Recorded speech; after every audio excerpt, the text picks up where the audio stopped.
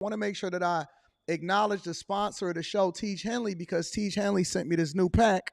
They sent me the new Tiege pack, so I just literally pulled the paper out, got it out of the mail, and I started going through it, and I got a little bit more excited than I should. You know what I'm saying? So they did send me the Tiege pack, and I don't even know what this is yet. So I'm assuming this is what you get when you first order your Tiege, and I don't know what this is. Oh, this is dope. This is absolutely dope. Is this a nail kit? Ladies, get this for the fellas. Fellas, don't wait for the ladies to get it for you. This is free. This just comes with it. 30% off your first order plus 20% off for life. Literally. Oh, snaps. I didn't know that they were sending it like this. Real talk. So this is the nail kit that they sending you. All right. So now you ain't looking like a dusty. This is a free gift straight from Tiege for the people that ordered the Tiege. They got the small one for the little hands like mine's. They got the big joints for your toenails. And then they got the joints at the bottom too. You know what I'm saying? For y'all that's a little bit more crustier than usual. All right. So that's one of the free gifts that Tiege got inside of the pack.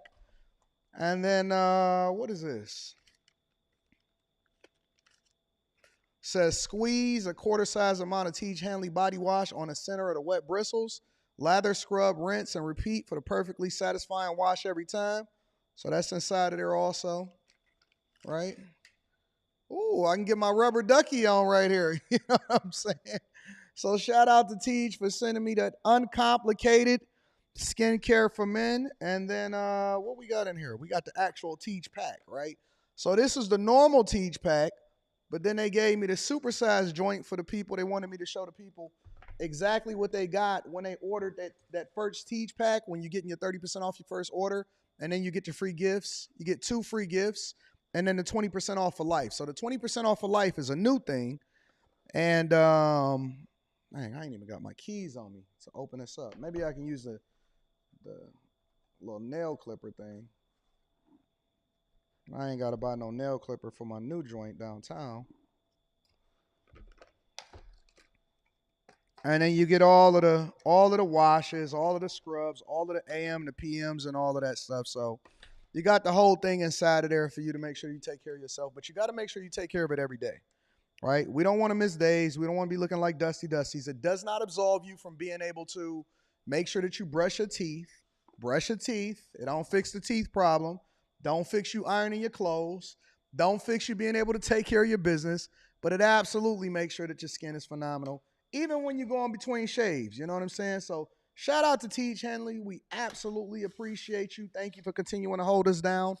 I might do an official Tiege commercial, but I like just talking authentically to the people. I like giving the people the authentic look of what it is that you're dealing with, and I want you to hear from me personally. Because anybody can do that little pitch and they can make some little videos, but very few of us can actually speak to the products of exactly what it is that you're supposed to use. So yeah, Tiege Hanley, 30% off your first order and then 20% off for life. That's the Anton Daniels pack, 20% off for life. Using any other Tiege pack, make sure that you go ahead and let that go. And make sure you tap into the link that's in the description and take care of it, all right? What's going on is Anton from AntonDaniels.com. I appreciate you guys for continuing to rock with me. Thank you for tuning in for another edition of the Millionaire Morning Show. I am your host, Anton Daniels. It is Monday, September 23rd, 2024, year of our Lord, and we have another opportunity to do great things. Last week was a long week, you know what I'm saying? But this week is a new opportunity to do great things. So what up to my friends and family first and foremost? I want to give a shout out to the Bag Chasers. Shout out to the Patreon members, to the Bag Chasers. I have a new, uploaded already, exclusive video for you guys where I break down, it's a little bit longer than usual, but I break down my 8 streams of income. I show you receipts. I tell you what my long-term strategy is, and then that leads us into our next live stream that we're going to do.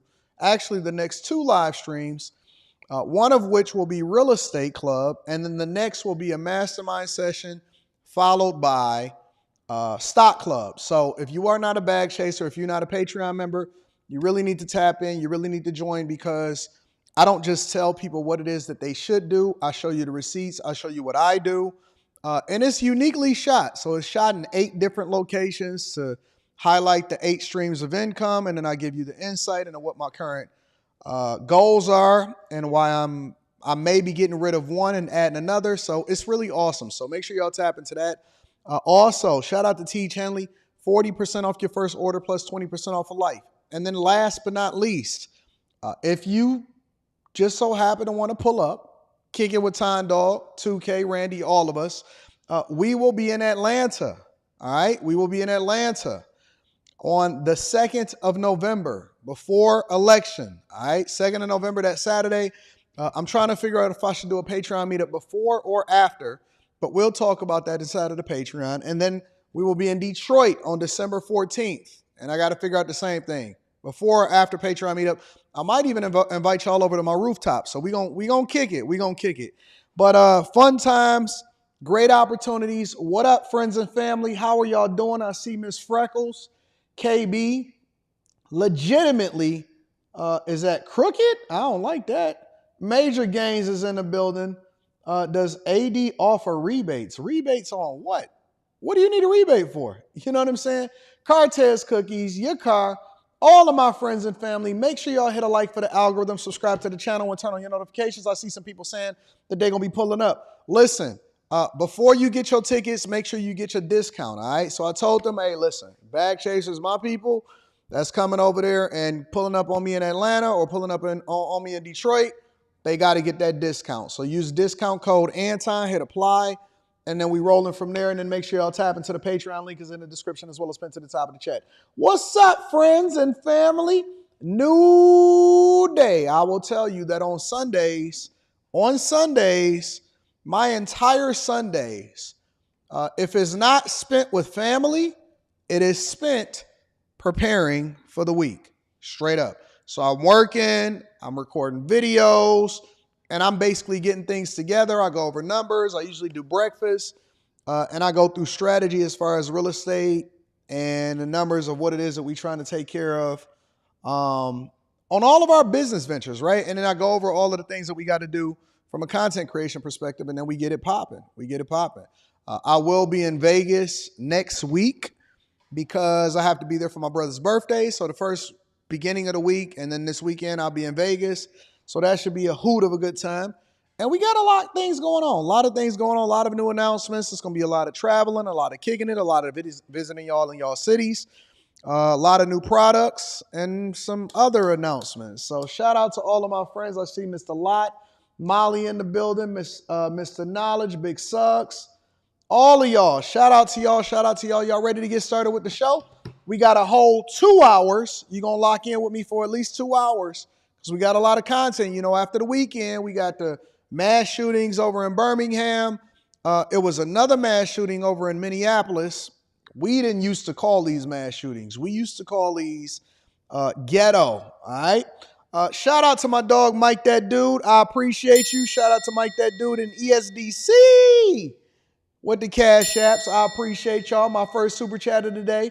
Miss Crotty Shetty is in the building. Shout out for the super sticker. I appreciate you.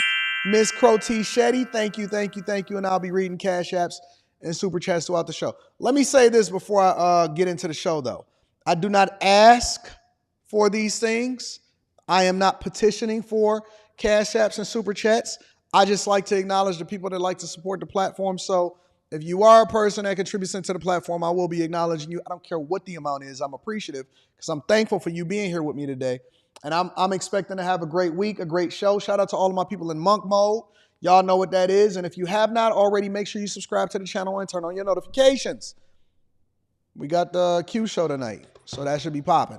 All right, y'all. Let's go ahead and get into it. First things first, Quick Hits. Quick Hits is a segment of the show that we don't necessarily think that we need to highlight each individual segment on its own, but I definitely want to keep y'all up to date on what's going on in these streets, man.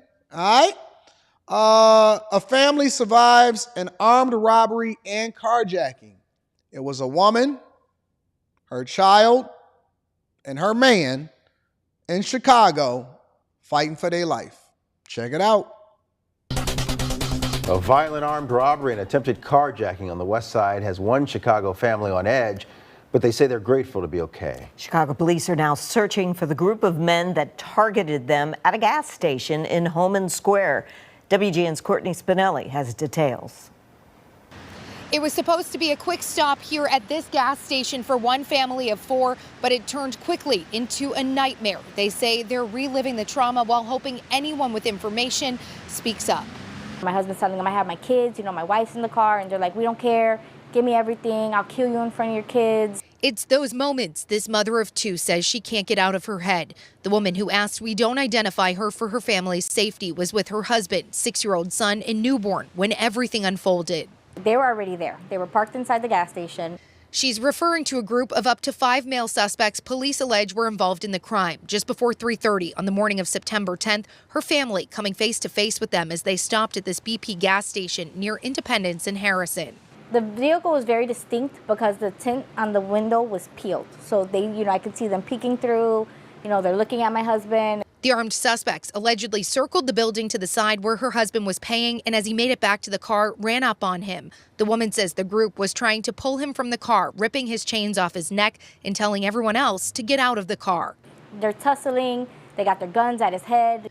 The woman says her son started screaming in fear for his dad as the group continued the violence, allegedly hitting her husband in the head with a gun. He was able to start the car, peeling out of the lot quickly, but the suspects weren't done yet. As we were getting ready, to drive off, they reversed their vehicle and hit my car. They were trying to, box us in. As they pulled away, at least one suspect allegedly fired his gun at their car, hitting her husband through the partially open door. One of the bullets grazed his knee. The suspects took off in what police say was a black Honda Accord with temporary plates. As investigators work to track them down, family is hoping for the same so they can't hurt anyone else. In the moment, I felt so helpless. Both parents say their top priority was to protect their children. In those moments, however, all this mom could do was try to shield them and pray no gun went off and that her husband would be okay. My son is terrified for the rest of his life. That's things we can't take back. The suspects made off with the victim's family heirloom, a chain worth about $10,000, and left damage behind on their vehicle. But what they really took was this family's sense of security. It's unacceptable. It's sad. And I honestly hope that they catch these guys. As of tonight, no arrests have been announced. Chicago police detectives continue their investigation, looking for any leads, asking anyone with that information to give them a call. As you'll see in this Patreon video that's scheduled to drop this afternoon, a lot of it was shot me going about. You'll see me in different cars. I took my daughter's car to get the oil change, and then I got it washed, and then I got it gassed up. And then I took Rita's car to go and get washed and gassed up, and then I gassed up all of the rest of the vehicles, checked out stuff. So I spent a lot of my weekends, because the week is pretty slammed. I spend a lot of time in Detroit. I navigate back and forth depending on what the day is and depending on what the requirement is. So I spend a lot of time on the weekend doing maintenance, checking stuff, and doing stuff that I wouldn't normally do. I do that so that, because men tend to be a lot more situationally aware than women, I do not just stop in the middle of the city and stuff like that. A lot of people always try to hold me accountable, say, Anton, why you don't stop? Why you don't? Because I have rules. And the rules that are in place for my household and the people that I love are for their protection. And, protection is also proactive. It's not about crashing out. It's not always about carrying. Carrying is necessary because I do make sure that I carry. But on top of that, I also try to put myself in a position to where I don't even have to be pulling out to defend myself in the first place. Protection is also proactive, and you need that guidance. You need people to take care of business. So I'm just saying this to say it's getting scary.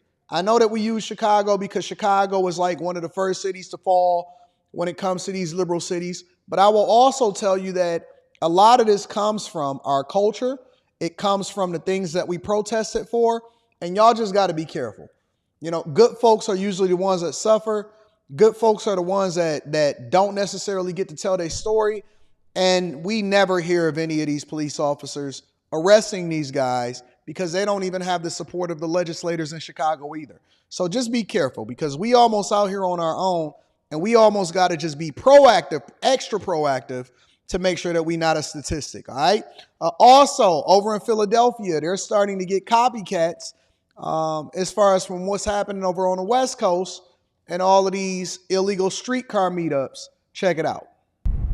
We continue to follow breaking news this morning. Philadelphia police responding to multiple illegal car meetups across the city overnight. Some of those meetups happened within the last 2 hours or so. Police, they responded to areas in Spring Garden, Center City, as well as South Philly. Ross Tiege joining us live now from City Hall with more. Ross, good morning to you.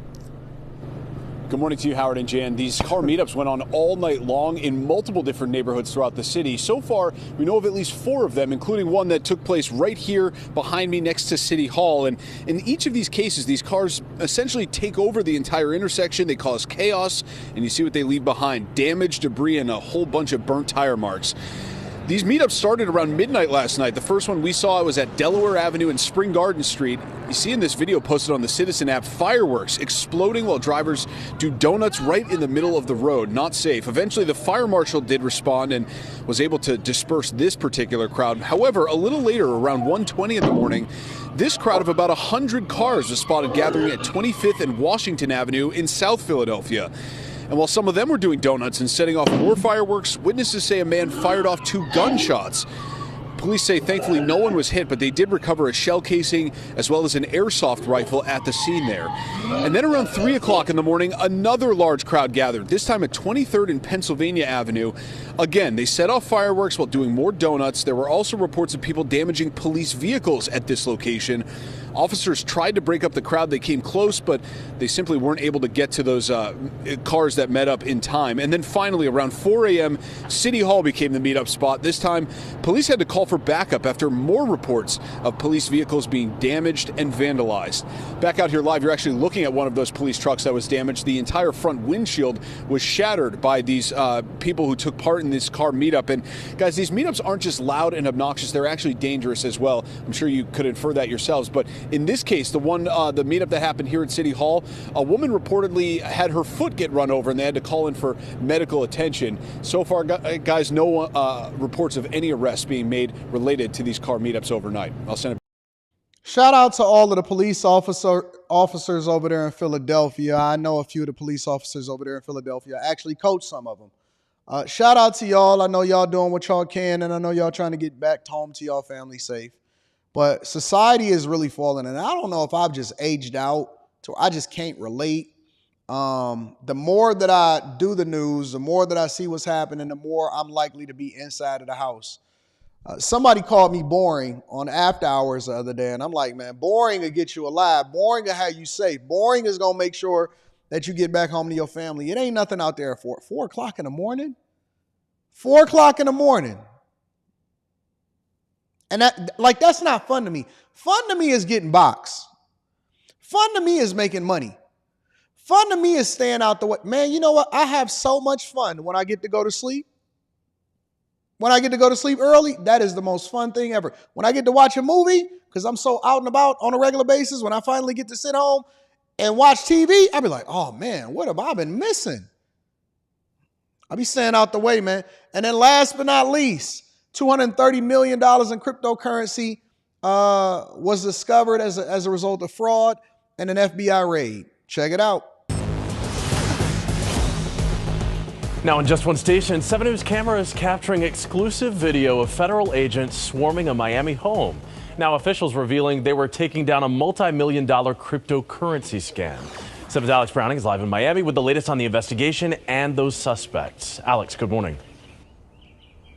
Ethan, good morning. Yeah, it was a lavish life. At least one of the scammers was living here at this Miami rental property that caught the eye of neighbors, and apparently so did the feds. Lavish parties and luxury living all tied to a massive multi-million-dollar crypto scam. Federal investigators are pinning to a 20-year-old from Singapore busted Wednesday living in Miami. 7 News confirming this raid at a high-end home is tied to the arrest, one that had the FBI bringing out the big guns. A federal indictment for Malone Lamb states he and accomplices conspired to carry out cryptocurrency thefts and to launder stolen cryptocurrency. Oh, wow. No way. No way. One user on X uncovering the moment Lamb allegedly landed more than $230 million in stolen Bitcoin from a victim in D.C. Federal investigators say Lamb and at least one other suspect then used the illegally obtained cryptocurrency to purchase international travel, service at nightclubs, numerous luxury automobiles, watches, jewelry, designer handbags, and to pay for rental homes in L.A. and Miami. Well, you know you got to show up to L.A. and Miami. You know you got to go to L.A. and Miami as soon as you get done scamming. Accused of flaunting it all at parties like this one, luxury cars and designer bags like these. And don't forget the watches and jewelry like those pictured here. It all came, though, to a screeching halt. Wednesday night, FBI agents busting into a home neighbors say is a rental property. I heard what I thought was fireworks. Smoke pouring out as they raided during the day and investigated through the night. 7 News, the only station there capturing the feds combing through every inch of the mansion at 1201 Northeast 83rd Street. You don't want to think bad of your neighborhood, you know. For neighbors left wondering what went down, they now have an answer. Well, the fastest way to get caught up doing something that you're not supposed to do is to start bringing attention to yourself. And so you didn't know that once you start buying all of these luxury cars and posting all of these diamonds and stuff like that, that they was going to go to verify whether or not you actually, as a 20-year-old, was able to get it. And that's why y'all got to be careful of who y'all surround yourself with. And let me tell you why. It's not just that they out there doing stuff illegal. Is that you'll be out here trying to keep up with the Jones from somebody that stole $230 million in cryptocurrency. And then those dudes, based off of their Instagram profiles, will be your motivation. Oh man, I gotta get 200 M's. They out there scamming. Do you know why? Do you know why it's so easy for certain guys to trick off on women? And then it warps your perspective of what a regular man is supposed to be or what a real man is supposed to be. Do you know why that is? It's because they got it easy. Most of the time they got it illegally. And so they spin it as just as fast as they get it, and they tricking off because they don't see it as anything, and they just like, well, I could just go and get some more tomorrow, right? I can just go get some more tomorrow. I can do another scam tomorrow. I can go and rob somebody else tomorrow. And so they trick it off just as fast as they get it. Meanwhile, you've changed your perspective on what normal is, and you think that this is the life that you deserve and the life that you're supposed to live based off of somebody that's been living unrealistically because they got it with ill-gotten means. And we've changed our perspective of how that's supposed to be. You know what I'm saying? So now you measure everybody against this stupidity, or y'all chasing people that's not realistic and they didn't have to work hard to get it, so they don't appreciate it. Anyways, ladies and gentlemen, that's your quick hits. All right, let me go ahead and read some of these super chats, and then we're going to go ahead and get into the fun part of the show. Demetrius Mullen says, peace, AD. I don't see the new video on Patreon. It drops this afternoon. It's scheduled to drop after the show. So a couple hours after the show end, it is going to be dropping on Patreon, and you're going to enjoy it. I think you're going to like it. It's a lot of information in there. Mr. Too Fresh says, hey, AD, did you talk to Michaela recently? She bumped into Roland Martin. Yeah, I know about it. She bumped into Roland Martin yesterday while she was on her live. She was cooking him. She saved the live, but she took it off her page. Shout out to Michaela. Yeah, that's my homegirl. I talk to her pretty regularly. Jason Statham says kids simped out and bought a pink Lambo for an OnlyFans. Messy Mathematician says, I got called a nerd this weekend. I was honored. Shout out to all of my nerds. Make sure y'all tap into the Patreon. Link is in the description as well as pinned to the top of the chat. Shout out to my ladies, my nerds. Shout out to my ladies that's going to pull up to me and kick it with me in Atlanta. I can't wait to see y'all. I can't wait to kick it with y'all. Bring a friend. It's going to be absolutely fun. It's going to be so fun. All right, y'all, let's get into it. So first things first, we got to get into, I thought I was just going to be talking about Birmingham, but it wind up being Minneapolis also. All right, make sure y'all hit a like for the algorithm. Can't trust a man with bangs. Make sure y'all hit a like for the algorithm. Let's get into what's been happening over this past weekend. ABC 3340 News Weekend begins with breaking news. It was people everywhere, people crying, screaming. I seen people running, the grieving type screaming, like, you know, I know someone is hurt or had passed away. So it was that type. So that's when I instantly knew someone lost a loved one in Club Hush. And it's sad. It's very sad. Tragedy in 5 Points South overnight. 4 people dead, 17 others hurt. More than 100 shots fired in a search for suspects in what Birmingham police are calling a mass. Hey, before we get into this, right? Before we get into this, let me ask y'all a question. Genuine question. I'm asking it from the bottom of my heart. What y'all doing out there standing around at the police tape for? What you waiting to see? What you so nosy for? What? I'm asking from the bottom of my heart because I don't understand it. It's not something that I would do. What are y'all standing out there doing? What do you think is going to happen? After the tragedy strike, what's out there for you? What you doing? You want to see them put the bodies inside of the ambulance? You want to see the police rope it off? You want to cry? What are y'all doing outside? Honestly, I'm just wondering. Before we get into the crime and the mass shooting itself, what y'all doing outside? What you hanging around for? You ain't got nothing better to do? You ain't got to go to work in the morning? Shooting. Dejan Singleton, who you just heard from, says he saw 5 or 6 people leaving the scene on stretchers. Good evening. I'm Megan Scarano. Hundreds of people were seen running, screaming, and crying following the gunfire. Hours after the shooting, crowds of people remained in the area and well into the morning. Families of the victims were arriving to find out what they could about their loved ones. 3 people died at the scene. A 4th victim died at the hospital. No one is in custody, but BPD is vowing to find those responsible. Rest assured, we are going to do everything we possibly can to make sure that we uncover, identify, and hunt down who was ever responsible for preying on our people this morning. We have breaking team coverage on this developing story tonight. ABC 3340's Valerie Bell has the latest on reaction from community members. But first, Austin Pratt is live this evening in 5 Points South with everything we know so far from law enforcement. Austin, the FBI is assisting Birmingham with this investigation. Megan, multiple agencies are assisting the Birmingham Police Department, including the FBI and ATF. At last update, BPD says 21 people were shot in Saturday night's targeted shooting. Approximately 21 people were shot. 4 of those are deceased.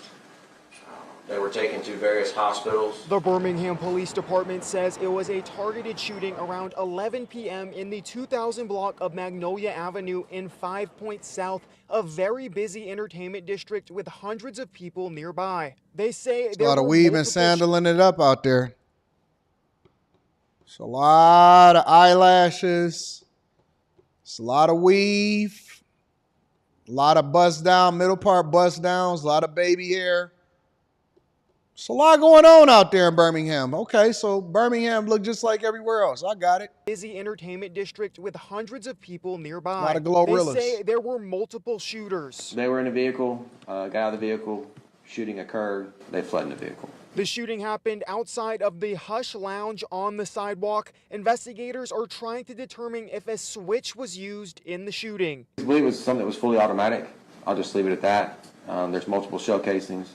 That's something that's going to take some time for our forensics team and ATF to assist us. More knowledge said he could be of any ethnicity. Well, I'm willing to bet $1 million on it. I'm willing, you know me. I'll take ethnicity for 1 million, Alex. I'm looking to double my money. What is this, double jeopardy? Oh, I'm willing to take 1 million ethnicity for 1 million, Alex. Okay, what ethnicity do you think it was the person that was using switches and all of these middle part bust downs that's out there watching and right outside of Hush Lounge with a bunch of black people holding each other? What ethnicity do you think that is, Anton?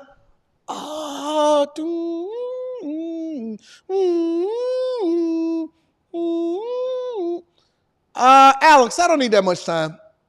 I just wanted to double check my answer. I'm going to take African Americans for 1 million, Alex. The hell are you talking about? It could be any ethnicity. In processing. There are no suspects and no one has been taken into custody at this time. With so many potential witnesses in the area, the Birmingham Police Department is calling on the public's help in this investigation. Yeah. Alex. Considering the scene right now, wife beaters, I see a bonnet back there. I'm going to take African American for 1 million, Alex. Now, see, I know if I was white, then y'all would say I was racist. But because I'm black, I can actually be honest. I'm not Andrew Schultz, so I can actually tell you the truth of what's really happening out here. Public is the eyes and ears of the city and the police department. Sagging pants. They know far more than we will ever know. Bonnets. They've got to share hair that hats, information with us. Butterfly eyelashes. So we can act on Hush it. lounge. Remove those people from the street. Cigarette, Black and Milds. I can pretty much tell what this is. In the area, several businesses line the streets. You can see security. We didn't used to call these mass shootings. We just called these shootings that may have captured something on their cameras to come forward with that evidence. In Birmingham, Austin Pratt, ABC 3340 News. Thank you, Austin. ABC 3340's Valerie Bell returned to the scene this morning. She continues our team coverage tonight with reaction from the 5 Points community. Willing to risk it all, Alex. People we spoke with are sad and angry. Some say they're just fed up. If it was a white man, that would be rioting. The church bells rang out Sunday morning in 5 Points. If it's a black man, they gonna mourn. If it's a white man, they gonna tear the city apart. If it's even somebody that look remotely like a white man, they gonna tear the city apart. Remember, y'all gotta remember, black lives only matter when it's somebody else that commits the crime against it. As much as we want to say, you know what, pray for the families and all of that. Remember, black lives and phone calls and national attention only takes place when it's somebody against another race that then perpetuates the crime. It never matters, and it's never a big deal. We don't really care. I'm surprised they even labeled it a mass shooting. We don't really care. We only mourn when we that look like us kill one of us that look like us. It don't matter when it's other people. It only matters when it's other people, not when it's us doing it against us. Remember that, all right? Families out and about on the streets. There's plenty of people walking around like it's just another day. The night before, this popular nightlife spot turned into the scene of a deadly mass shooting. The first thing I heard was people yelling and screaming. Birmingham police report more than 100 shots were fired. Look at the crowd. Look at the crowd. So you telling me that a bunch of white people walked up in there? It's a potential for a bunch of white people to walk up there with over 100 shots? That's an execution. That's an execution. That's what it is. It's beyond a mass shooting. It's an execution. It's somebody that seen somebody and they pulled up on some ops. They had switches. Fired. You're going to party at different places to have fun. You're not going to party at different places to get killed by a gun. Police believe it was a targeted hit. What they don't realize is you got to look over your back for the rest of your life. And you throwing your life away for some pecans and peons. It ain't enough money in the world will make me go out here and take somebody's life.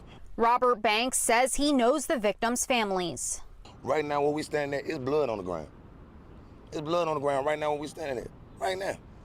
So when you got blood on this concrete, it ain't the blood of the elders, it's the blood of the youth. Firefighters used hoses to wash away the blood as others cleared away debris. All this while the community struggles to cope with another tragic shooting in the city. It happens anywhere and everywhere. That's where it happens at. And right Not in now my neighborhood. All over the city of Birmingham. Almost like unbelievable and expected at the same time. Unfortunately, I wasn't surprised when I heard about it. Some. Oh, hey. Shh. Now you know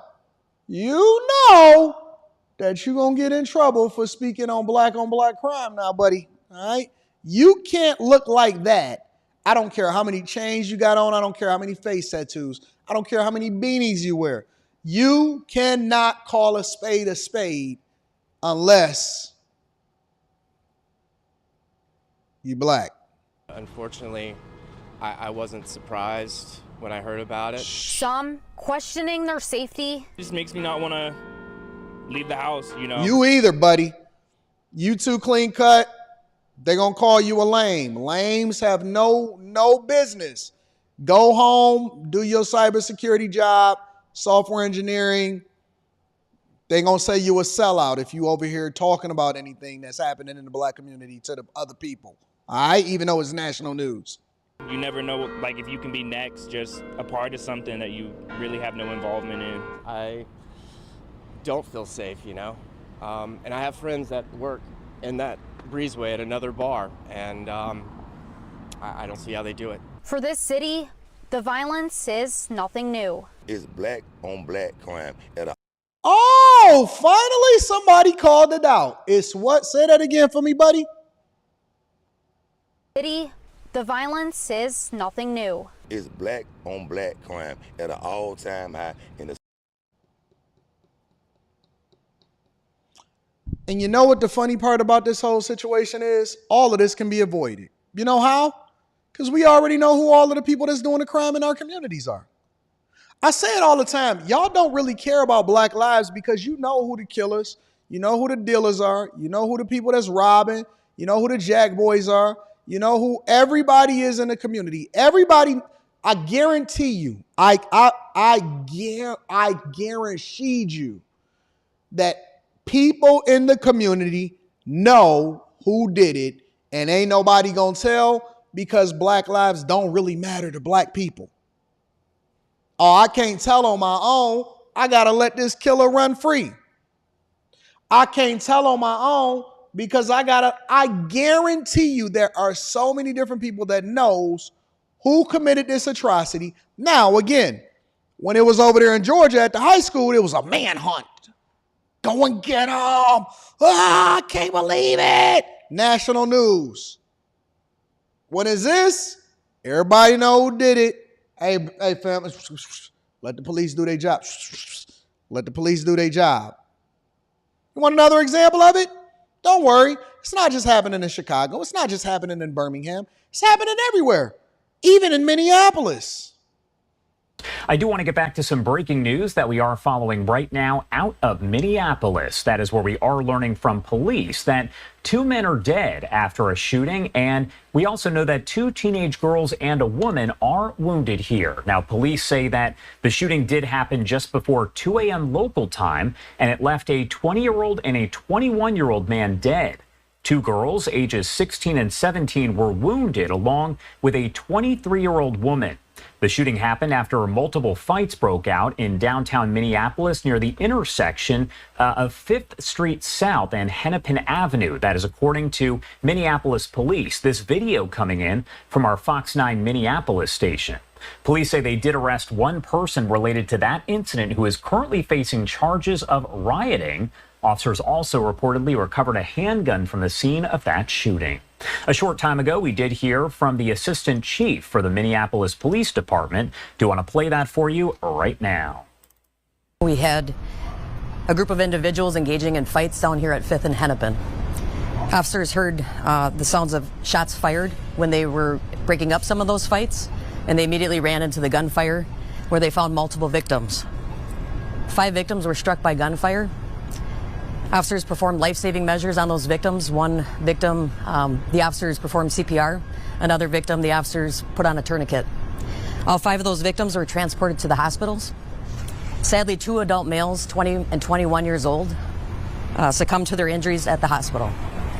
3 additional females received non-life-threatening gunshot wounds. 2 were juveniles, 16 and 17-year-old female, and 1 23-year-old female. Officers recovered a lot of evidence from the scene, to include a firearm. 1 person was taken into custody and will be booked for PC riot. Homicide detectives are investigating. 5 families had their lives changed last night, and our hearts go out to them. It's extraordinarily tragic when we're seeing across the country that these arguments escalate into violence so quickly, and particularly gun violence. We'll continue to have a robust plan, late night safety plan down here with 21 days of peace that are helping us. We're beefing up, supplementing our late night safety plan downtown, and Hennepin County Sheriff Witt is going to be assisting, sending us resources our way. We're also adding additional resources with Minneapolis cops, and we're going to be sending mounted patrol down here as well. With that, do you have any questions? Tom Dog is not arguing with nobody at this point in my life. At 42 years old, I don't argue with people. I know it's a lot of ego out here. People even say, yeah, man, let's scrap it out. If it ain't family, see, I know my family. We could move some furniture around and do what we got to do. And then we go back and we dap it up. But these people out in the streets, man, everybody's gun license, no gun license, whole thing in the trunk with the switches and all of that, everybody carrying now. My goal is to get back home to my family and to be able to do the Millionaire Morning Show on Monday. That's my goal. I know a lot of y'all like to be in the streets. You like to keep it real. You like to be a real one. You want to make sure that you got out of it safe and you could live to tell a story. And the goal is to get home safe. So for all of my chasers and my bag chasers that want to live to make another $1 million next year, we going to be chilling. We staying out of that mix. We don't want to be around it. The minute that we sense that something is going to be off, we're going to go ahead and make some adjustments and keep it moving. All right? So that's what's going on in Minneapolis. That's also what's happening in Birmingham. Prayers for the families, but we need to change culture. We need to change what we allow in our vicinity, and we need to remove the people that surround us that's going to wind up doing some of the worst things for us. All right? Let me go ahead and read some of these super chats, and then we're going to get it popping throughout the show. My camera is popping. I made some adjustments. We made some adjustments. We had to make sure that things was going well. Let me read some of these. Can't trust a man with bangs, definitely is a scammer. Agreed. Jamal Park says early voting locations are opening time to vote. Get your vote on. Make sure you're informed. Freedom Kev podcast says D.L. Hughley is a clown. Agreed. I heard he was clowning Janet Jackson. We're going to get to that later on today on the Anton Daniels channel. Ian, shout out to Ian, says, got a new job where I'm projected to make $90,000. How can I keep the majority of it by not being waxed by taxes? Well, first of all, we don't want to skip over the fact that you just got a new job, so congratulations. We celebrate that. Secondly, you need to make sure you're in the bag chasers. And then third is so many different ways in which you can avoid it. The first thing that I would do, the very first thing that I would do is if you're making 90, I need to evaluate whether you're married or single because the tax thresholds change depending. But let's assume that you're making 90. The first thing that I would do is I would up my contributions to, well, I would pay off debt, but I would make sure that I up my contributions in order to reduce my tax threshold, right? So you can go into a lower tax bracket by contributing more money into your 401k so that you're taxed at a lower rate while at the same time increasing your net worth and allowing yourself to continue to build wealth. And chances are that you're getting a match on your job. So the first thing that I would do, the very first thing that I would do is I would up the amount of money that I'm giving into my 401k. And that way I could reduce the amount of money that I'm going into or the amount of money that I have to pay. And I actually lower myself into a lower tax bracket. All right. So that $90,000 to that $100,000 tax threshold, that's a dangerous area. But you can absolutely reduce the amount of money that you're giving over to the federal government. All right. Legally. So congratulations. Shout out to you. Freedom Care Podcast says we got to do a better job at telling people to register to vote. I've talked to at least 3 to 4 people who want to vote for Trump that's not registered. Listen, but if they not even registered, that's a bigger problem. All right. Talbot says, good morning, Anton. I live near Birmingham. This is wild, ain't it? Dean Murray says, Truman Fitzgerald sounds like the name of a man who gets it done. He is going to have this solved in 30 minutes with commercials. Shout out to Truman. My guy, Chris James, shout out to my rich friends. Says Hispanic for $20. Nope. Pookie's friend Ray Ray says, you notice if you see a lot of bigger chicks somewhere, the party always ends with with violence. Jamal Park says, also be sure to research the proposed amendments in your state.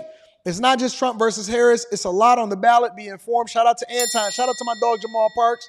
Points of view in the building says, why do you have all of this energy for blacks every day, but not white people?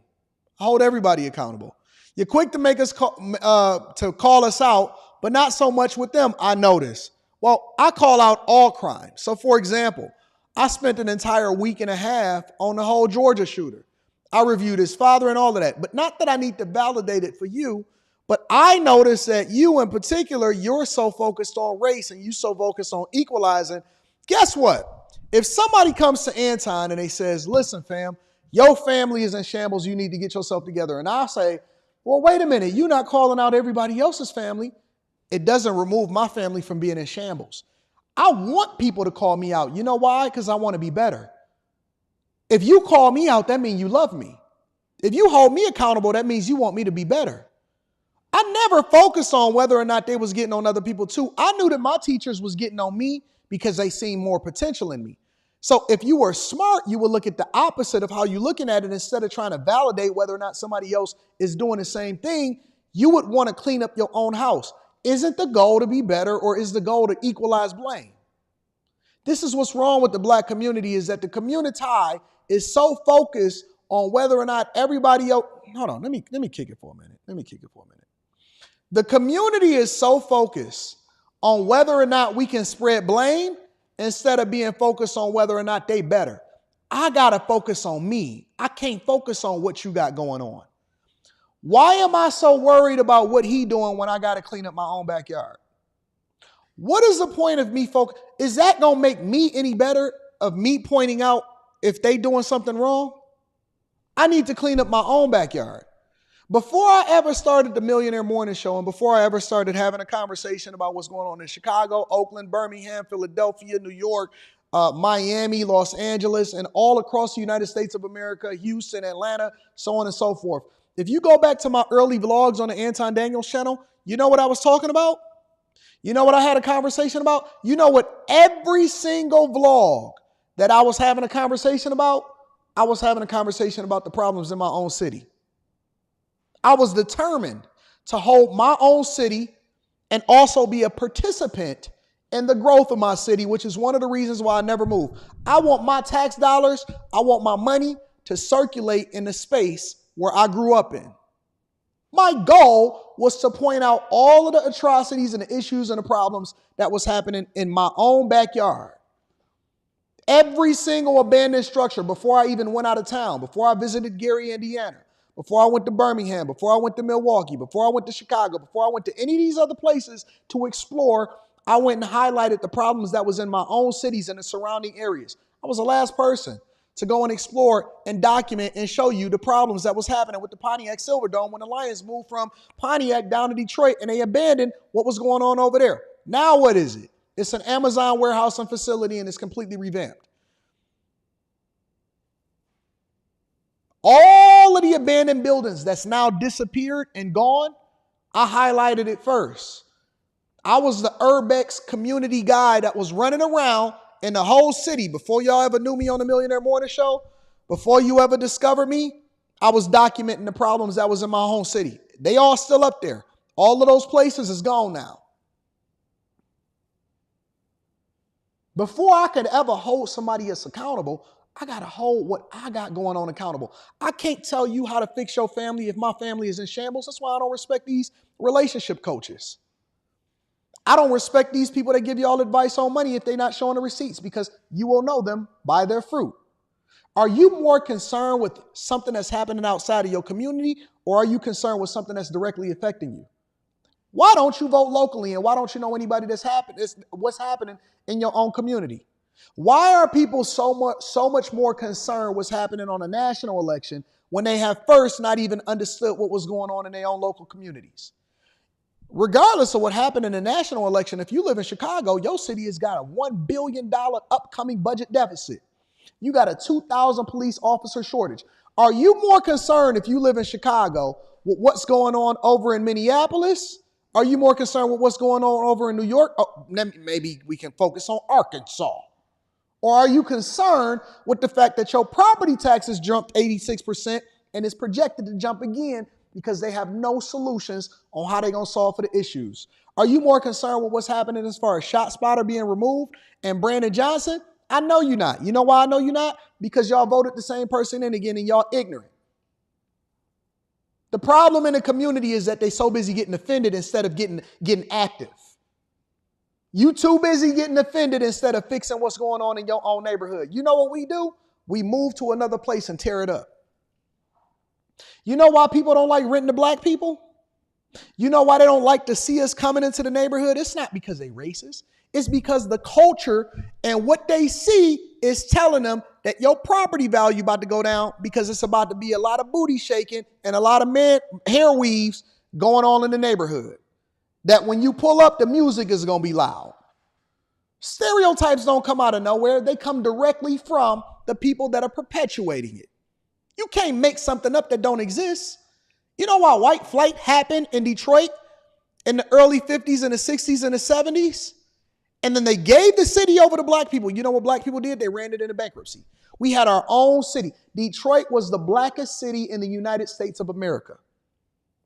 Everybody, from the top to the bottom, from the mayors, all the way back when Coleman Young was in office, and he was running it like the mob, and he never was held accountable for it. From Coleman Young to the superintendents, to the city council, to the police chief, to all of the people that police the city, to all of the people that ran the schools into the ground, to the people that stole from the residents, to the very residents that then destroyed their own city. You know who it was? They couldn't blame it on nobody else. It wasn't the national government's fault. It wasn't nobody else. You know whose fault it was?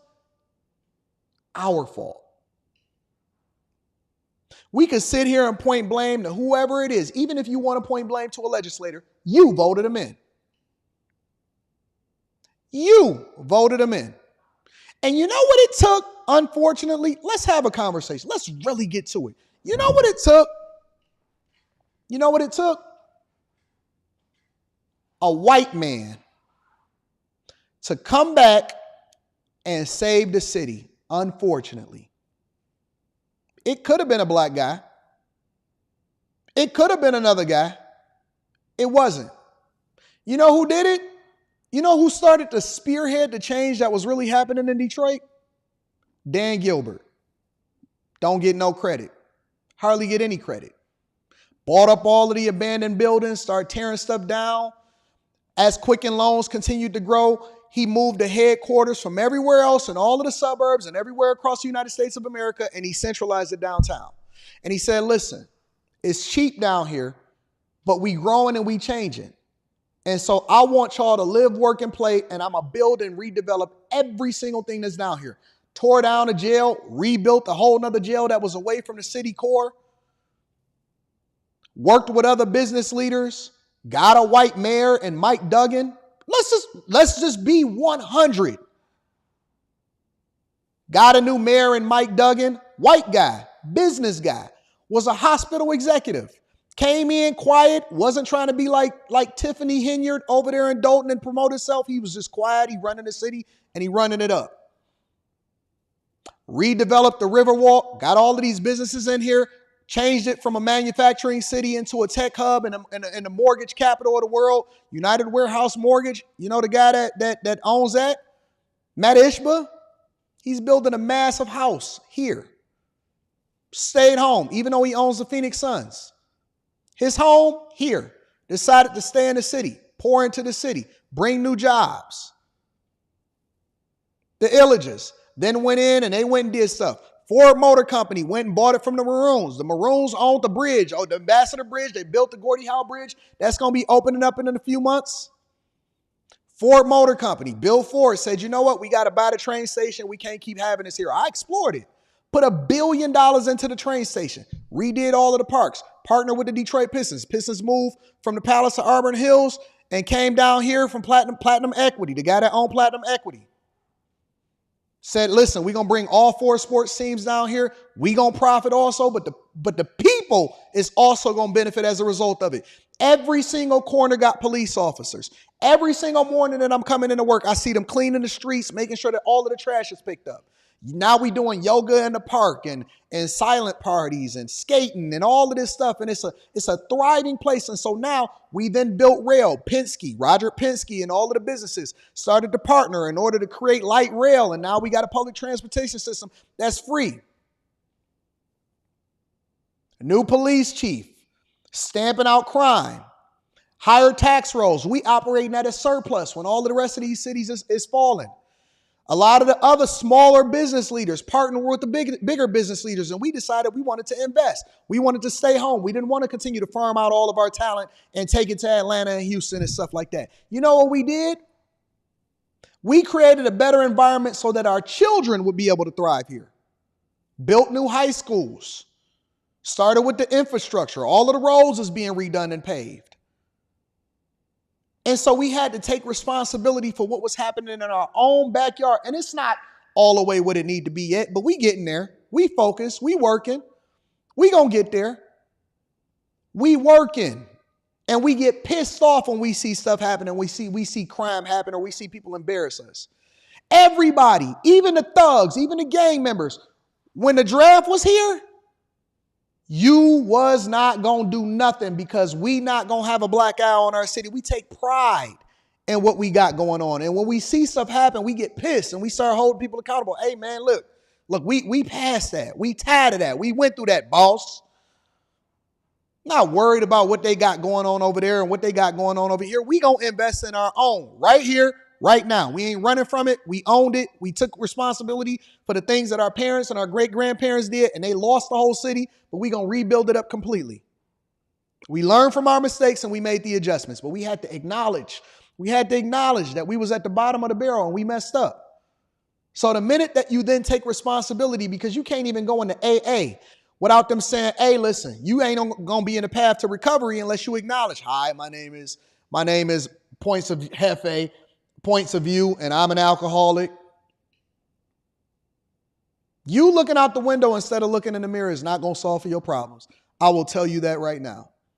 And again, most people in most communities know who the people that's doing the worst things in their society. They know who the jack boys are. They know who the killers, the dealers, the stealers, and all of the people that's doing and tearing up the community. The minute that y'all take responsibility for it and stop looking at identity politics in order to justify your bad behavior, you will get better results. I'm cool with people calling me out on my BS. I'm cool with people saying, Anton, this is what I don't like about you. You know why? Because it forces me to do some internal investigation to figure out if I'm doing what I'm supposed to do so I can do what I can do and be great for everybody else. Fix your own home, get the beam out of your own eye, pick up your own trash off your own lawn, pay your property taxes, stop driving, stop going out there and scamming and stealing from everybody else. And if we catch you doing something you're not supposed to do, we calling the police. You going to jail. And hopefully you get some act right before you get out. But you're not coming into our sphere. You're not going to come into our city and tear it up. So I would suggest that people, especially black culture and the black community, stop focusing on what they think somebody else is doing to them, because I guarantee you, you are 1 million times more likely to catch an L from somebody that looks like you in your own community than somebody that don't look like you that you ain't never gonna go visit. Y'all was so worried about what's going on in Nashville. They're marching with the Confederate flag. You ain't never been. You don't even know what Nashville look like. You ever been to Vanderbilt University? Look, it's racism. Look what happened in North Carolina. You ain't never been to North Carolina. You don't even know what it looked like. Look, little hood rat right here don't even like you and he your neighbor. He can't wait for you to come outside. He's sitting in your backyard with a mask on, with a Pooh Shiesty mask. Homie right next door to you is trying to kill you. Give a piss about what's happening in Nashville. I don't plan on going to Nashville no time soon. I got to fix home. Look at that woman out there. She's being disrespectful to her man. Meanwhile, you go home and you hate going home because you don't even like your own chick. Your chick cuts you out every time. You can't even get no control of your own woman. Your own woman is disrespecting you every single day, on camera and off camera. And you going to sit here and talk to me about giving relationship advice. You can't even get your own home in order. Why would I take relationship advice from people that's been 3 times divorced? Why would I take financial advice from people that's broke?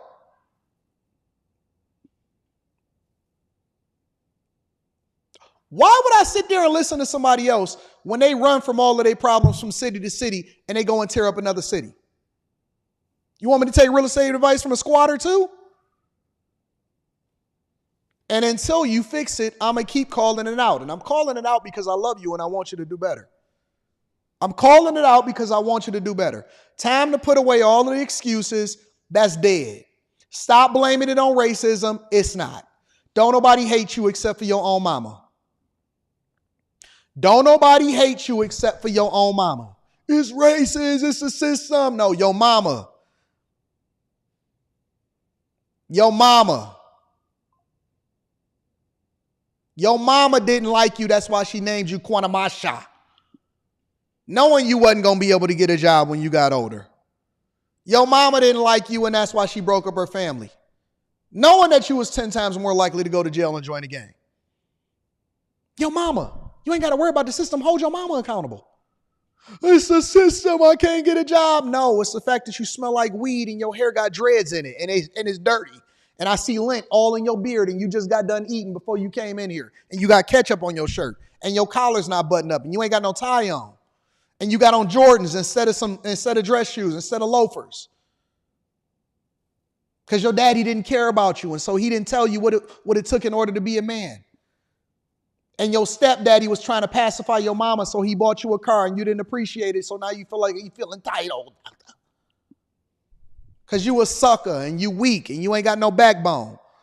And you ain't been able to hold down a job for more than 6 months, but you want to quit because it's the system's fault and I'm so tired. Because you always blaming everything on everybody else and you won't actually man up and become the man that you're supposed to be. It's always somebody else's fault. I can't stand these women.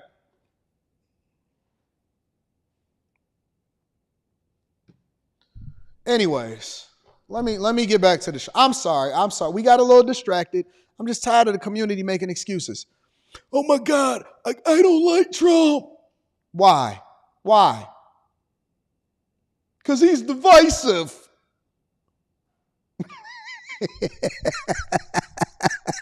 He's divisive. What? So who you voting for? I'm voting for Kamala Harris. Because I don't like Project 2025. Hey, tell me what's in that 933-page document in Project 2025. I mean, D.L. Hughley said that they're going to get police immunity. Idiots. A bunch of dummies walking around giving their opinion on something that they don't know. With 2025. Did you see Kamala Harris on Oprah's panel? Did she not look like a whole fool or half a fool? You gonna follow her into being president of the United States of America. Biden is completely incapacitated, can't talk. Yeah, because give me that Trump hat.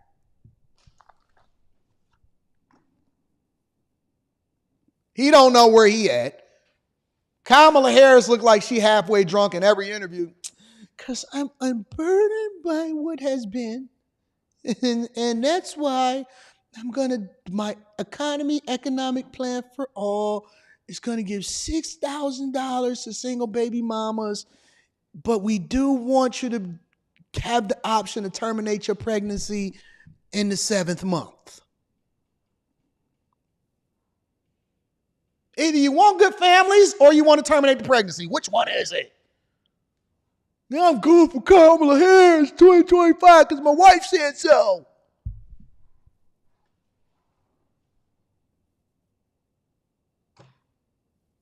Which one is it?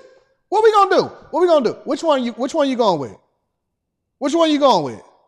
Pregnancies, reproductive rights.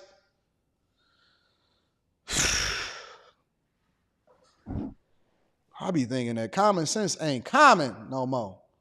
Common sense ain't common. She was over there with Willie Brown partying. Ooh, ooh. Willie Brown was looking like Norbit. Crazy. Unreal. Just picking anything. I'm voting all blue. Down ballot. Why you voting blue? My mama told me to.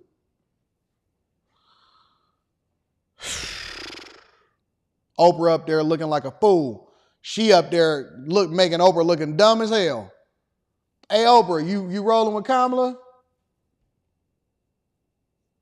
Oprah didn't do any, telling you, bro, ruining her legacy, throwing her legacy away.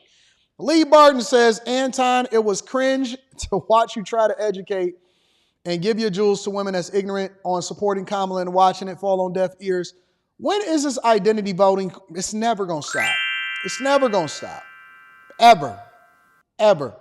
Chadford Moore says, what personal finance books would you recommend after reading The Richest Man in Babylon and Psychology of Money? Where is it at? I should have one right here with me.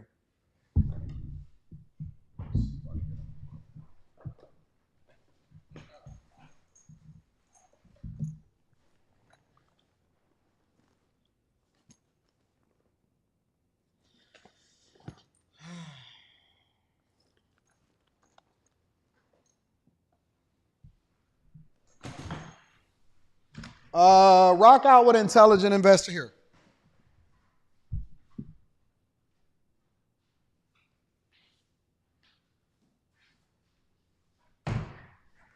Go with Intelligent Investor. This is going to keep you busy, and then rock with Buffettology is also a good one. Rich Dad, Poor Dad is a good beginner's book also. Intelligent Investor by Benjamin Graham. This is always going to be a good book. All right. I love this book. I read it at least once every couple of years. It's a great book. Shout out to you, Chad, for Moore's good question. Jasmine Swan says, a lot of states allow online registration. Shout out to Jasmine. I appreciate you, love. Points of View says, you made it about race. Come on, up. Purple Haze says, you mentioned earlier about taxes. Does that include starting a Roth?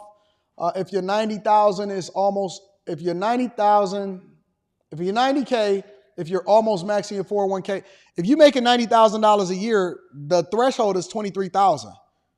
So your taxes or your taxable amount should only be about $67,000 a year. The Roth is after taxes. The 401k is pre-tax, which then lowers your tax bracket. So the Roth wouldn't be included in reducing your taxes.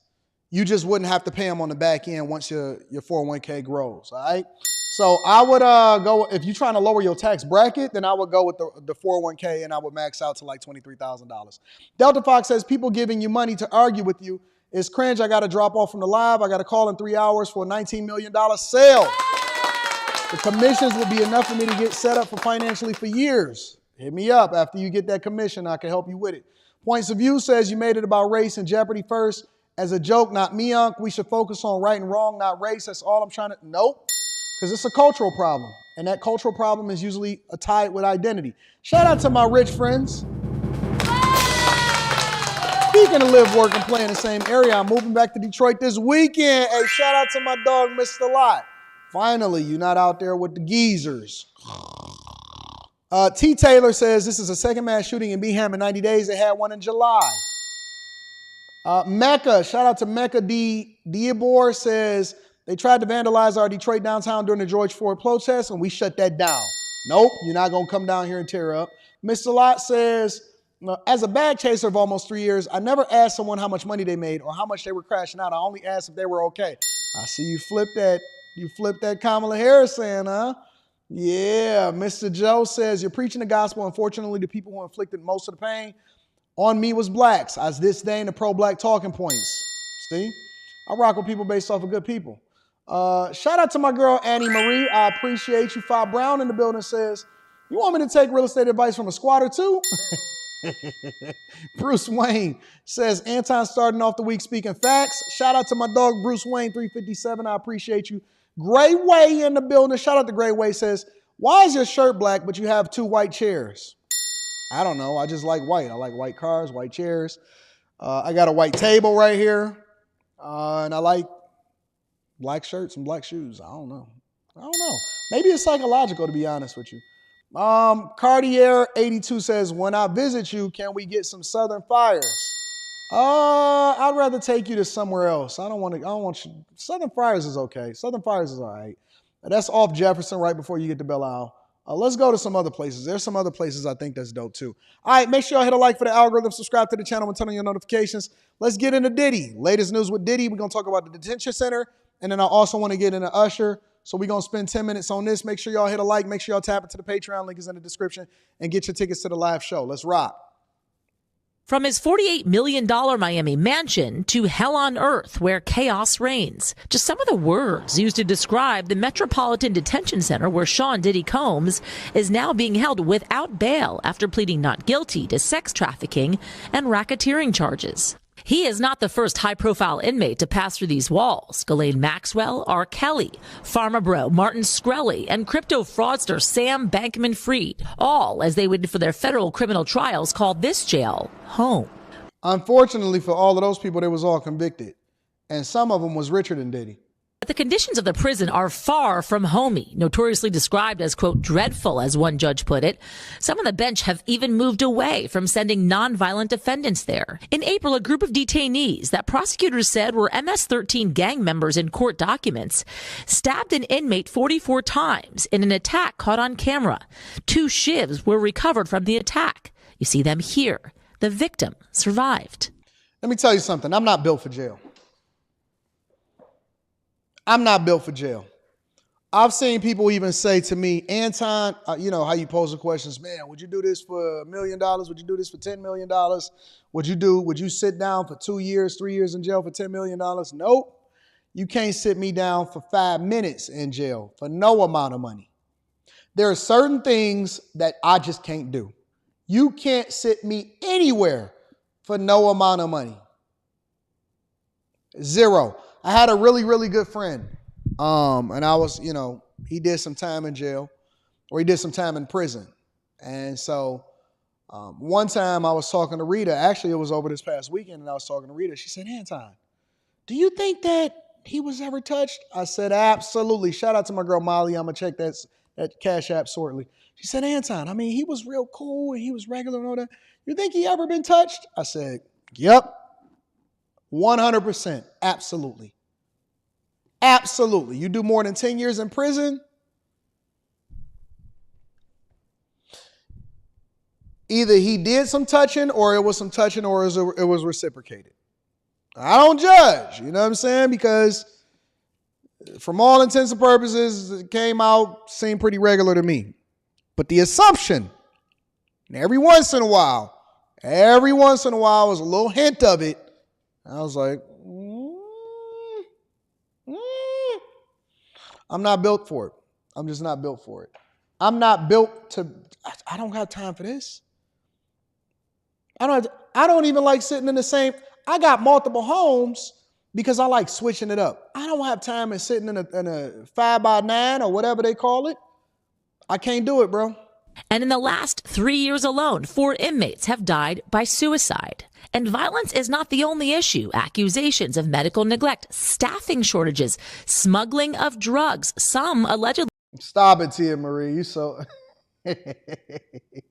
Facilitated by employees. I've had clients describe MDC as hell, as the worst conditions they've been in. Lance A. Clark is a federal defense attorney who's been there many times. Now, if the government is going to mandate that they are responsible for your well-being, they have to ensure the safety of your well-being. The prison has about 1,200 detainees and is the only federal prison in the nation's largest city. The DOJ shut down New York City's other federal jail, the Metropolitan Correctional Center, back in 2021, 2 years after Jeffrey Epstein died by suicide there. A Bureau of Prisons spokesman telling NBC News they, quote, take seriously addressing the staffing and other challenges at MDC Brooklyn, adding the director appointed an urgent action team and they've increased staffing. The MDC has historically had tremendous problems, and the problems aren't resolved. And Combs' attorneys are appealing for Combs to be released to his home on $50 million bail. In the meantime, they're asking to transfer Combs to a prison in New Jersey, but so far the rapper remains behind bars in Brooklyn. His next court appearance, guys, is October 9th. I mean, let's be honest. He's in jail. It's unpleasant. It's supposed to be punitive. The question is, how do they keep him safe? Given everything that happened with Jeffrey Epstein, they are under a lot of pressure to make sure nothing happens. He isn't. What do you mean, given everything that happened to Jeffrey Epstein? I thought that, wait.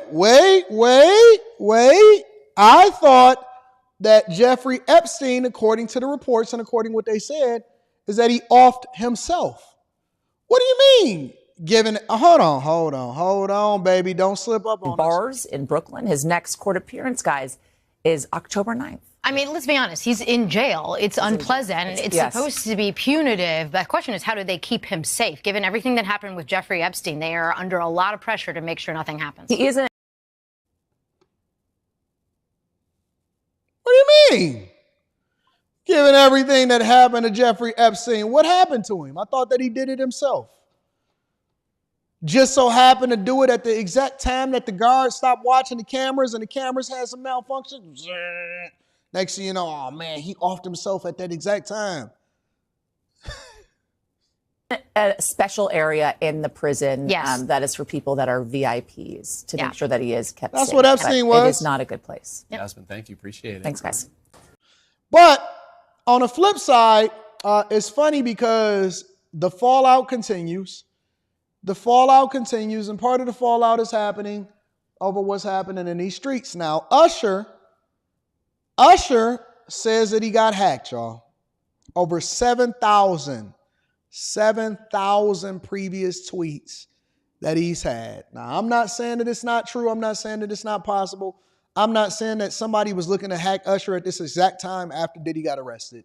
But Usher says he got hacked, and that's his response to the disappearance of all of the tweets and his post history on X, formerly known as Twitter, just yesterday. Goes on to say, why did Usher delete his entire X, formerly known as Twitter feed? Well, apparently he didn't, even though the topic was trending conversation on a social media platform on Sunday, September 22nd. He wrote, account got hacked, damn, y'all ran with it. On Sunday, after commentary and theories on him deleting his history on X poured in. Previous posts on his X account also reappeared at that time. He said, see you tonight at the Intuit Dome. Usher, who mentioned the Intuit Dome in his update, is set to perform in the Los Angeles Arena for the second night in a row on Sunday. Obviously, we know his tour is popping off. Some posts from users on X on Sunday question the timing of what appeared to be a social media cleanse in light of Usher's professional relationship with music mogul Sean Diddy Combs, who was arrested last week on federal charges of sex trafficking and racketeering. Usher worked with him from a young age, and their history goes back to the singer's 1994 debut album, which Combs executive produced. Goes on to say, for decades, Sean Combs abused, threatened, and coerced women and others around him to fulfill his sexual desires, protect his reputation, and conceal his conduct. Read documents obtained by Billboard. Combs, who pleaded not guilty, was denied bail at his September 17th arraignment. If convicted of the charges, Combs faces a minimum sentence of 15 years in prison and a maximum of life behind bars. And this was the official Usher tweet right there.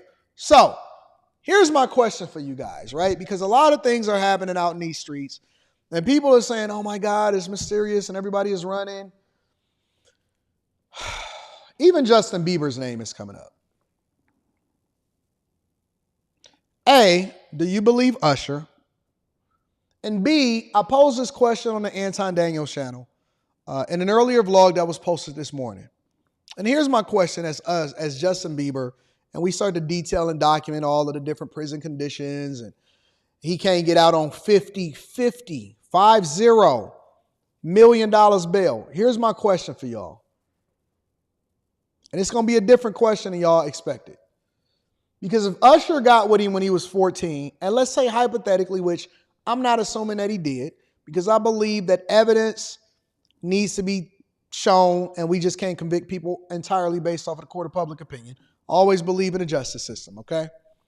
Let's say Justin Bieber and Usher and all of these people, okay? Where are the parents? Where are the parents of these young people?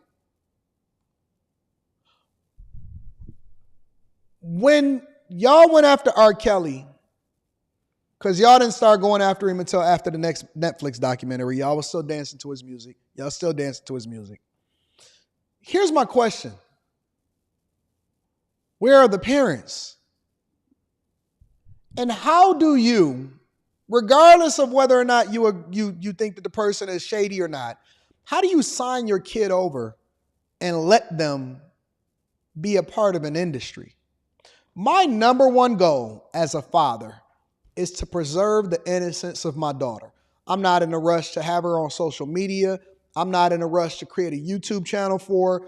I'm not in a rush to have her working out in these streets. I know that a lot of teenagers, they get jobs and stuff earlier, and specifically for girls, right? I am never in a rush, ever, because I don't believe Usher at all. And it don't matter if I believe him or not. I am never in a rush to push my daughter out the door. And I don't understand it. I don't understand how Bow Wow's mom gave her son over to Snoop and Death Row and all of them and Suge Knight and said, make him into a star. There is no amount of money that you can give me that will give over the cost or the innocence of my child. There's no amount of stardom. There's no amount of career. There's no nothing. My goal is to preserve their innocence and then let them fail in a controlled environment to teach them the lessons without having them to go through all of this stuff that's happening out in these streets, which is one of the reasons, in my opinion, why you have so many people that's sassy. They've been exposed at an early age and they can't unsee what they saw. Why would you, listen, I don't care about Justin Bieber's stardom. I don't care how many concerts that Usher do. I always have to ask myself this question. How are these parents giving their children over to these people? Al B. Sure. Now they trying to ask him, hey, what was going Al B. Sure gave his son, Mike B. Sure, over to Diddy. It was like, yeah, Diddy is my dad. What? How do these mamas and these daddies just be giving their kids over? Oh, wow, I thought he was going to make them a star. I didn't know that they was going to. Why would you even put your kid in that position in the first place? My kid can't go nowhere. Can't even spend the night at their cousin's house without me knowing what the heck is going on. I'll be going over there. Hey, I'm pulling up.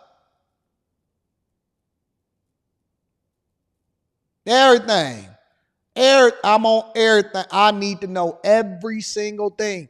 My daughter can't even go to school without her Apple Watch on. I'll be monitoring everything. I'm monitoring everything. I need to know what's happening, what you're doing, and why you did it. What's happening, what you got going on, and why you did it. You think I'm about to give my kid over to an industry executive? To a record company holder? Why aren't we holding the parents accountable just as much as we holding whoever it is that we think did whatever it is that they did? Why don't we have that same energy for the parents? Do anybody even know who the parents are of the kids that was with R. Kelly? What's Justin Bieber's mama number? Why are we talking about Scooter Braun and Diddy and we not talking about Justin Bieber's parents? Britney Spears went crazy, started pulling out her own hair. Her father, she filed a lawsuit against her own daddy. The parents is just as bad, if not more, than the people that we're accusing of doing some of these crimes. That's just my thoughts. That's my thoughts. Let me, yeah, that picture is wild down there, ain't it? Let me read some of these. First of all, let me give a shout out to my girl, Molly. Let me give a shout out to my girl, Molly. I appreciate you on Cash App. You are a gem, and I am looking forward to hopefully streaming for you. Says this for the election plate. Oh, Molly, let's do this.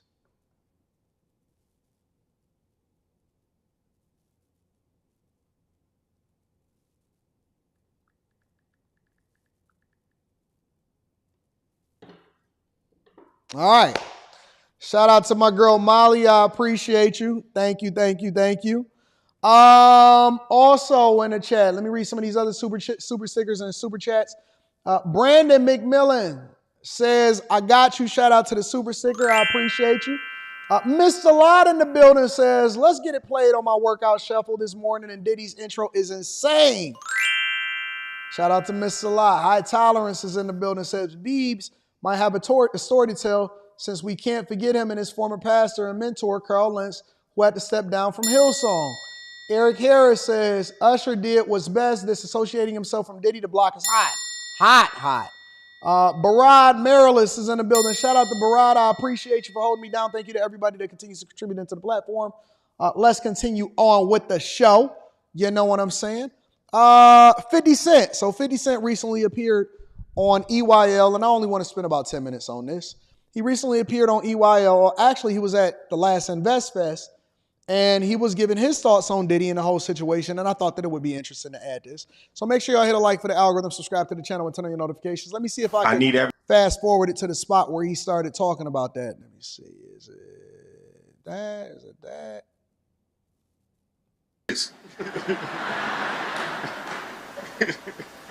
And then it worked out. It worked out. Like, you know, and my audience, I like to say this, my core audience was in college during 2000. Black-owned, like you said, liquor company. Talk about that, because I know you had challenges before that, right? So talk about that whole situation. Yeah, you have the experience with major corporations like me, my particular experience with Beam Centauri. It was great in the beginning. It's great for us to work for them. It's not so cool when you start to own things. You see what I'm saying? So I made a lot of money with them too. Like, there's a point, they did a deal that mirrored what Puffy's deal with Diageo was for Ciroc. So he didn't have ownership of that at any point, but he was getting a lot of money, like almost like $60 million a year at one point. So when you see him go to De Leon is when you see him have some issues. We all thought, and again, I'm going to bring this and I'm going to throw this in y'all face for those of y'all that are OGs of this show. We all thought that Diddy owned Ciroc. And this is how I know that everybody actually rolled and loved Diddy. That when he got the key to the city, everybody was celebrating. We all thought that Diddy owned Ciroc. Right? Until I said, hey, man, he never owned that junk in the first place. He never owned it. He never owned it. I went back to the videos and I'm like, yo, listen, he never owned it. He never had percentage in it. He was just a marketer. He was a well-paid, high employee that got paid based off of how many cases that he moved. The more cases that he moved, the bigger that his payouts was, as much as maybe even more than $60 million, similar to what 50 is telling you right now. Now, let's be clear. $60 million in a year is nothing to sneeze at. It's nothing to sneeze at. That's great marketing. But in order to sell it to you guys, he had to give the illusion of ownership. The illusion of ownership. The minute that he started to push back, instead of taking your money, taking your 60 M's, and leveraging that money, because let's be clear, I don't have a problem with people being very, very well paid. But the minute that he said that I want to own what I think I deserve instead of what I negotiated, that's when it became a problem. And they're not. It gets bad. You know, and these people have really strong relationships. Don't think that the civil case doesn't turn into a criminal case faster because he's making them uncomfortable. Which is the same thing that Ross is doing. It's the same thing that Ross is doing. I don't believe, even for 1 second, I do not believe Luke Belair. Yeah, we got this Luke Belair. It's just that Ross is playing his role because that's good money for him.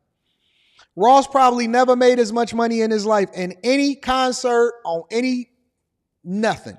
And salute to him because he hustling, he getting it. But I don't believe even for 1 second that Ross owned Luke Belair. And that's okay. It's okay. But the illusion of you owning it is the reason why the community supports it in the first place. You can't tell me that it tastes better than anything else. Most people don't even understand the difference between a cognac and a whiskey. You know what I'm saying? They don't know nothing about that. They just drink whatever their favorite celebrity tell them to drink, and they develop a taste for it, and that's the end of it. Shannon Sharp was just talking about how it is that he wanted to be a brand ambassador for Hennessy. And so Hennessy wasn't messing with him because he used to bring Hennessy on the show that he did with Skip. And so he wound up getting a deal with being able to develop his own name brand sake, Le Portier. Do we know whether or not Shannon Sharpe actually owns the brand or not, or if he has a percentage in it? I don't know. But a lot of times what you're seeing is brand ambassadors. You're not seeing ownership in these companies, right? And they're getting paid a lot of money. But let me tell you something. What you do with the money is what sets you apart. Get the money, get the bag, and then parlay that bag into something bigger. When I make whatever it is that I make, it doesn't matter if it's a business deal, don't matter if it's corporate America, don't matter if it comes from content creation, sponsorships, YouTube, or whatever. And again, I'm dropping a video inside of the Patreon today. It's already scheduled to go out this afternoon. Dropping a video on the Patreon today showing you what my 8 streams of income is. I don't sit on it and just buy stuff with it. I leverage it, parlay it in order to reduce my tax bill, and then I invest it in something that I actually own. The goal is to get the money. The goal is to source the money. You can have ownership in something and it don't make you no money whatsoever. You can own 100% of nothing. I've proved that with other platforms that I've been on before, right? The minute that I left, what is the platform really worth? You can own 100% of nothing. Ownership means nothing unless revenue. So 2 things have to be true at the same time. Revenue, ownership. Now, I'd rather have a significant amount of revenue versus ownership of nothing, which I can then parlay that into the long-term play, which will then allow for me to have a power play, right? And so I believe personally what Diddy is saying or what 50 is saying, well, let me get further into the video. That's a big part of it. You know what I mean? Like, you look, when you go to the spirits business, it's not governed. They got a discus board that they created, right? If you got 2 companies that are $3 billion a year, and Beam Centauria and Diageo, the distribution level, it's very hard for you to get things to a point where you can do the numbers, the right numbers, the amount. So it's kind of like they incentivize the sales force by giving them box bonuses. And then when you sell a product, you get the bonuses off the boxes that's there. But you make that no matter what product you're selling. So if you sell Hennessy or Remy out the gate, they start to put downward pressure on the new companies. You see, I had a lawsuit with Remy. They said that because I had an oval-shaped bottle, that there was some sort of product confusion, and I'm like, where? It's a big B in the middle of the fucking bottle. Like, you don't own the shape, the whole shape of the bottle. You know? And then we had went in there for a little while until it came, you know, I started saying shit like, 1738, I bet they had slaves.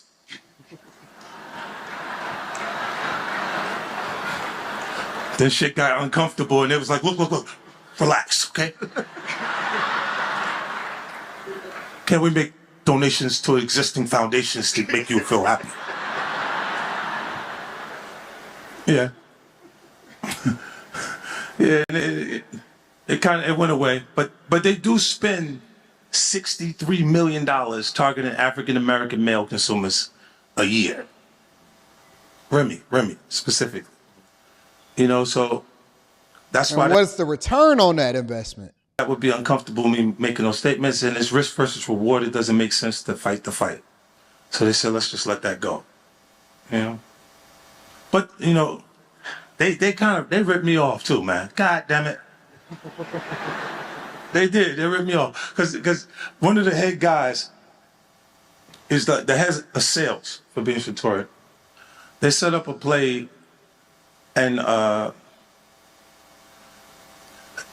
they were able to send a letterhead from Beam Centauria over to France and get the champagne company to commit to coming out and talking to them. And they have these things like it's where you put agency fees, like someone who contacted your grower or a person who was producing the cognac for you and made the deal for you, and they put agency fees on the product. To give you an example of the scheme that they put together, it's like, say you wanted to sell T-shirts, and I go to China for you. And I tell the people in China, how much can you make the shirt for? And they tell me $4, and then I come back and I tell you, yo, they said $8. And then every time you send the check to the producer, they just put $4 on the side for them every time. So they ciphered off about $6 million from me in the very beginning. And then the legal fees has been almost a whole nother, almost $10 million. So I put like $70 million into Branson and Lashim and Duwag going as a company. This is for my son. It's SI Spirits. Like later, he can take this one. You know. But you also went to Congress with Ben Crump. You went to. So I think the point that he was making, and you can obviously see and illustrate that he was basically telling us that it's a different game that's being played. And earlier in this, he actually had a conversation. Let me see if I can rewind it. That's completely black owned. Well, I want to talk about that, right? Science Spirits. Yeah. So, especially in this crowd, is access to capital, especially for black entrepreneurs, black business founders, which is the same way that entrepreneurs are facing when it comes to getting done. A new venture, I finance it. Like I usually use my money to start, and then as we get into new positions, I may take investment dollars. But like if you look at Branson Cognac and Lashim and Duwag Champagne, I own the entire company. Like those, it's black owned. Well, I want to talk about that, right? Science Spirits. Yeah. So, all right, Science Spirits, completely black owned, like you said, liquor company.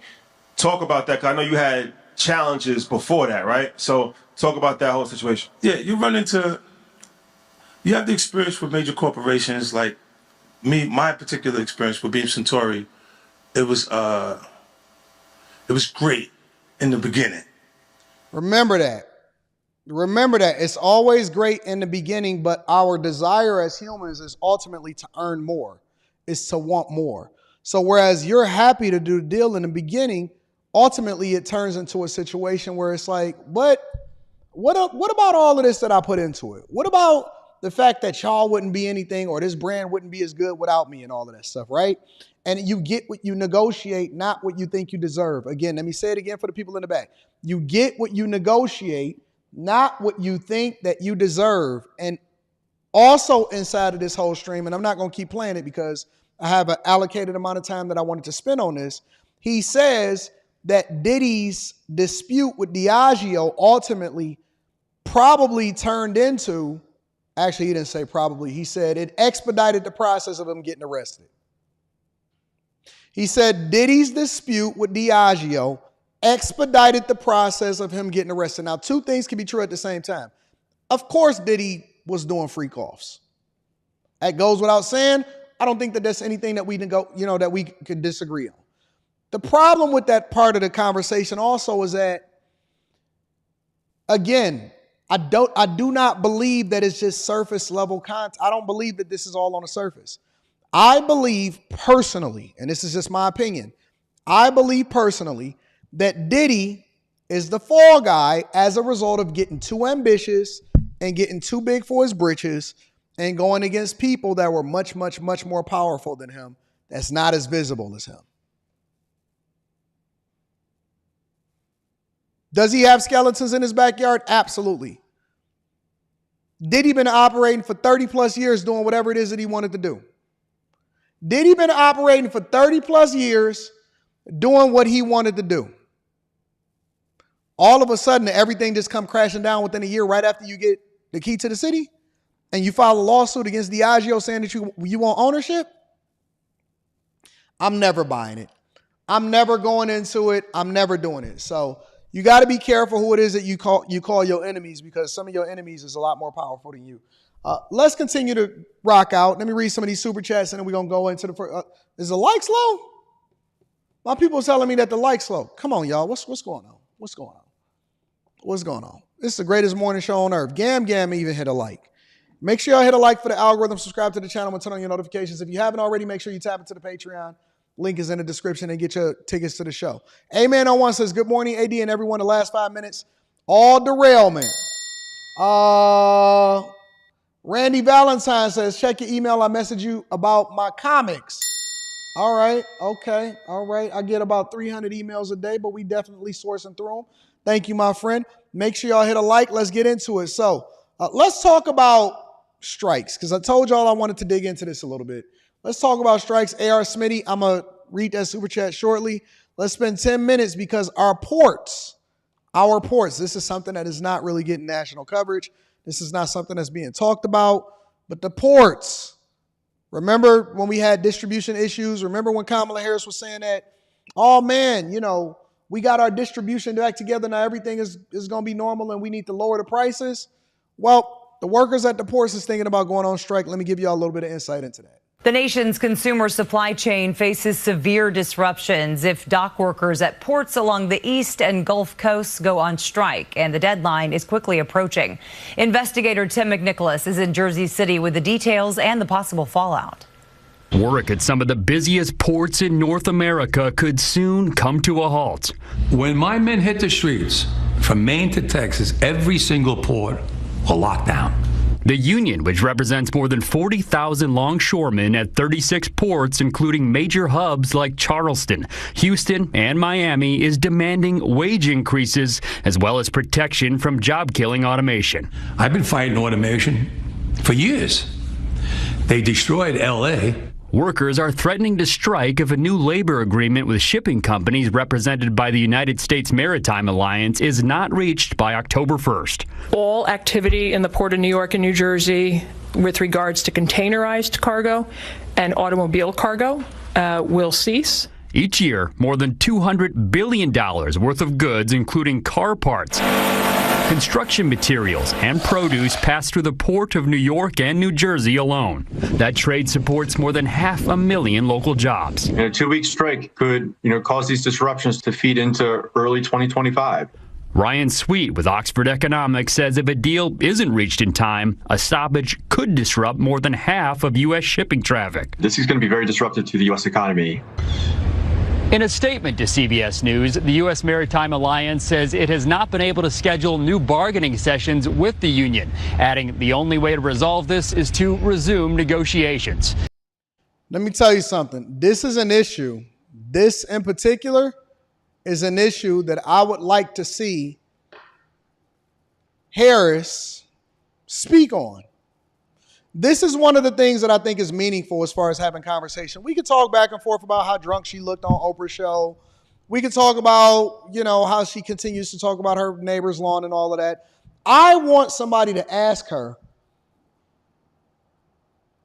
because if this happens on her watch, this could absolutely be disastrous for the American economy. Listen, this could be disastrous for the American economy. I would like to know how she would solve for and whether or not she aligns with the longshoremen at our ports and what she thinks is a reasonable negotiation tactic in order to make sure that we keep all of our ports open and our distribution channels running and relevant. A true test for our leader, I believe, should be her position on issues like this and how they keep the American economy running while at the same time protecting jobs. What is her position on it? Meanwhile, more strikes are taking place. Boeing is preparing for a very long strike. Our Philippo has the latest on those negotiations and how much it could cost Boeing if it drags on. Phil. It'll cost a lot, Leslie, and that's the question. How long does it go before Boeing is forced to do some type of a capital raise? That is a real possibility. We'll talk about that in a little bit. Let me bring you up to speed in terms of where the strike is 1 week in. The furloughs are starting of white-collar workers in the Puget Sound area for Boeing today. These will be rolling furloughs. Tens of thousands will be impacted. They only talked on Tuesday and Wednesday of this week, and according to the Machinists Union, there was little progress on the key issues. Look, the main issue is pay. The company offered 25% over 4 years. 95% of the workers said, that's not going to cut it. They want 40% over 4 years. Do you know why that is? It's trickle up economics. They don't care about percentages. Workers don't look at percentages. Unions don't look at percentages. You know what they look like? You know what they look at? they compare themselves against other industries. And any good negotiator or anybody that understands business knows, and this is one of the reasons why we've been talking about over the last year, 2 years, about what was going on with minimum wage strikes, because think about it. Don't talk to me about percentage. They want to know about wage increase, what that specific number is. Because if you tell somebody, well, listen, we only going to increase you 40%, but you was making X amount of dollars, and then they start looking over there and they saying, but McDonald's workers over there in California is making $25 an hour. They're going to be making $25 an hour. That don't register with them. When they look at the United Auto Workers and that union, and they say, but, they beat up their companies and they're going to be making $40 an hour over something. When you look at UPS workers and they look at that bargaining agreement, when they look at what's going on at the ports, when they're paying attention to what's going on with the Teamsters, what they start to say, and they get you over a barrel, they say, we don't care about percentages, we care about the number. So now it's kind of sort of artificial inflation, because when prices rose, and then at the same time you've seen one industry fall, what you'll start to see is that start to trickle over into other industries, which will continue to push up the price of vehicles. It'll push up the price of planes. It'll ultimately push up the price of airline tickets, gas. Everything is going to be affected as a result of it. And so you see all of these industries starting to fall, and it was going to be a trickle-down effect. But they were hoping that they was able to get through this election. And this is the truth. This is why Biden, for the first time, he was one of the people that actually went to the picket line in order to get the UAW endorsement. But at the same time, it was going to affect other industries, and it was going to even affect non-unionized plants, because they were then going to be forced, even if they were in states that were at will, they were going to be forced to follow suit to make sure that they didn't fall behind or they wasn't going to be unionized as a result of it. So now you see everybody being affected by what everybody else is doing, and it's affecting all industries. Notice, everybody is going on strike at the same time. Right after they ratified that contract with the UAW, and then California passed that act, and then New York passed it with the gig workers as far as trying to make them employees. Now you see all of this happening right before the election. Boeing is looking for some support, or not Boeing, the workers against Boeing that's on strike, they looking for some support. The Teamsters recently, we're going to get into the Teamsters in a minute. Don't worry about it. Notices is starting to be filed even with the auto industry as far as the UAW members. They starting to say we want to strike. Stellantis is having problems with the UAW going back and forth because they're trying to remove product out of the United States of America and move it over to Canada and Mexico. You just seen what was happening at the ports. Hotel workers all across the board, they going on strike. Everybody is going on strike at the same time, right before the election. Whether or not they get there remains to be seen, but 25% is not going to do it. And this raises the question, okay, if this gets dragged out, what happens? Wells Fargo out with a note this week saying, we think BA, meaning Boeing, needs to reach a resolution with its union by the end of the month or potentially raise equity. And the So that means that, remember when the UAW went on strike, what happened was, even though the automotive companies have been raking in healthy profits over years, they had to take on more debt. Why did they take on more debt? Even though interest rates were higher, automakers, Ford Motor Company, General Motors, Stellantis, they started taking on more debt.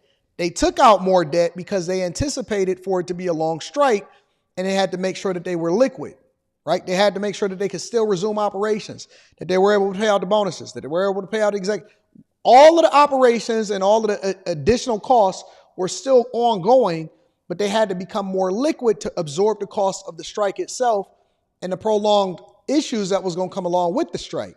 What Wells Fargo is basically telling Boeing is that you're going to have liquidity issues if you continue to prolong this strike and you don't come to a resolution, which basically puts Boeing between a rock and a hard place. Boeing was already suffering when it came to the quality issues and the stuff that was happening with the national government. They don't care about that. They don't care if your CEO is before the Senate. They don't care about any of that. They don't care about the quality issues. The only thing they care about is whether or not they can pay their mortgage at the end of the day, and if their payers can measure it with other industries. And so now they know that they got the company between a rock and a hard place. Challenge is this. Their liquidity at the end of the second quarter, $12.6 billion. Now, they're doing some moves right now to conserve cash. But this strike is going to put pressure on it because they don't get the free cash flow from delivering 737 MAXs or the 777 or the 767. There will be some free cash flow because they're still delivering Dreamliners built in South Carolina. And when you've got $53 billion in debt and you're looking at the possibility of your credit rating being... That's why I told y'all inside the Stock Club, make sure y'all join the Patreon. Do not. I don't care if it's a defense manufacturer, but it's also an airline company. Make planes. Do not invest in these industries that are tumultuous, that have a whole lot of debt, and that depend on the debt in order for their survival. $53 billion in debt, no liquidity, facing downward pressure. It's not an industry that you want to invest in at all. Dropped down to junk status. Yeah, the financial pressures are going to be building on Boeing, guys. Obviously gives the union additional leverage, right, Phil? Oh, I think the union feels they have a lot of leverage right now. I mean, nobody wants to stay on strike, and the union would love to get back to work, but they also feel like, oh, look, we are not happy with what's happened over the last couple of contracts. And the last 8 years, they look at it and say, what happened to wages around the world?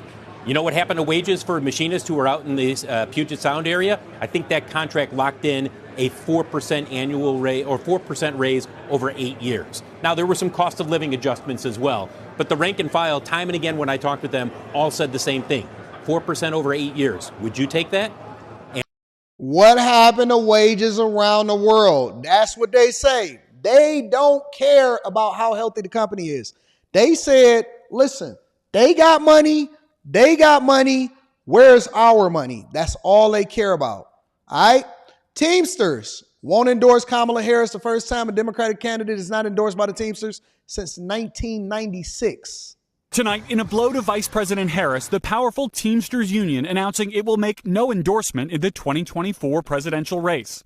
Harris becoming the first Democratic nominee not to win the backing of America's largest union in nearly 3 decades. The union releasing an internal poll showing 58% of its members support Trump, 31% back Harris.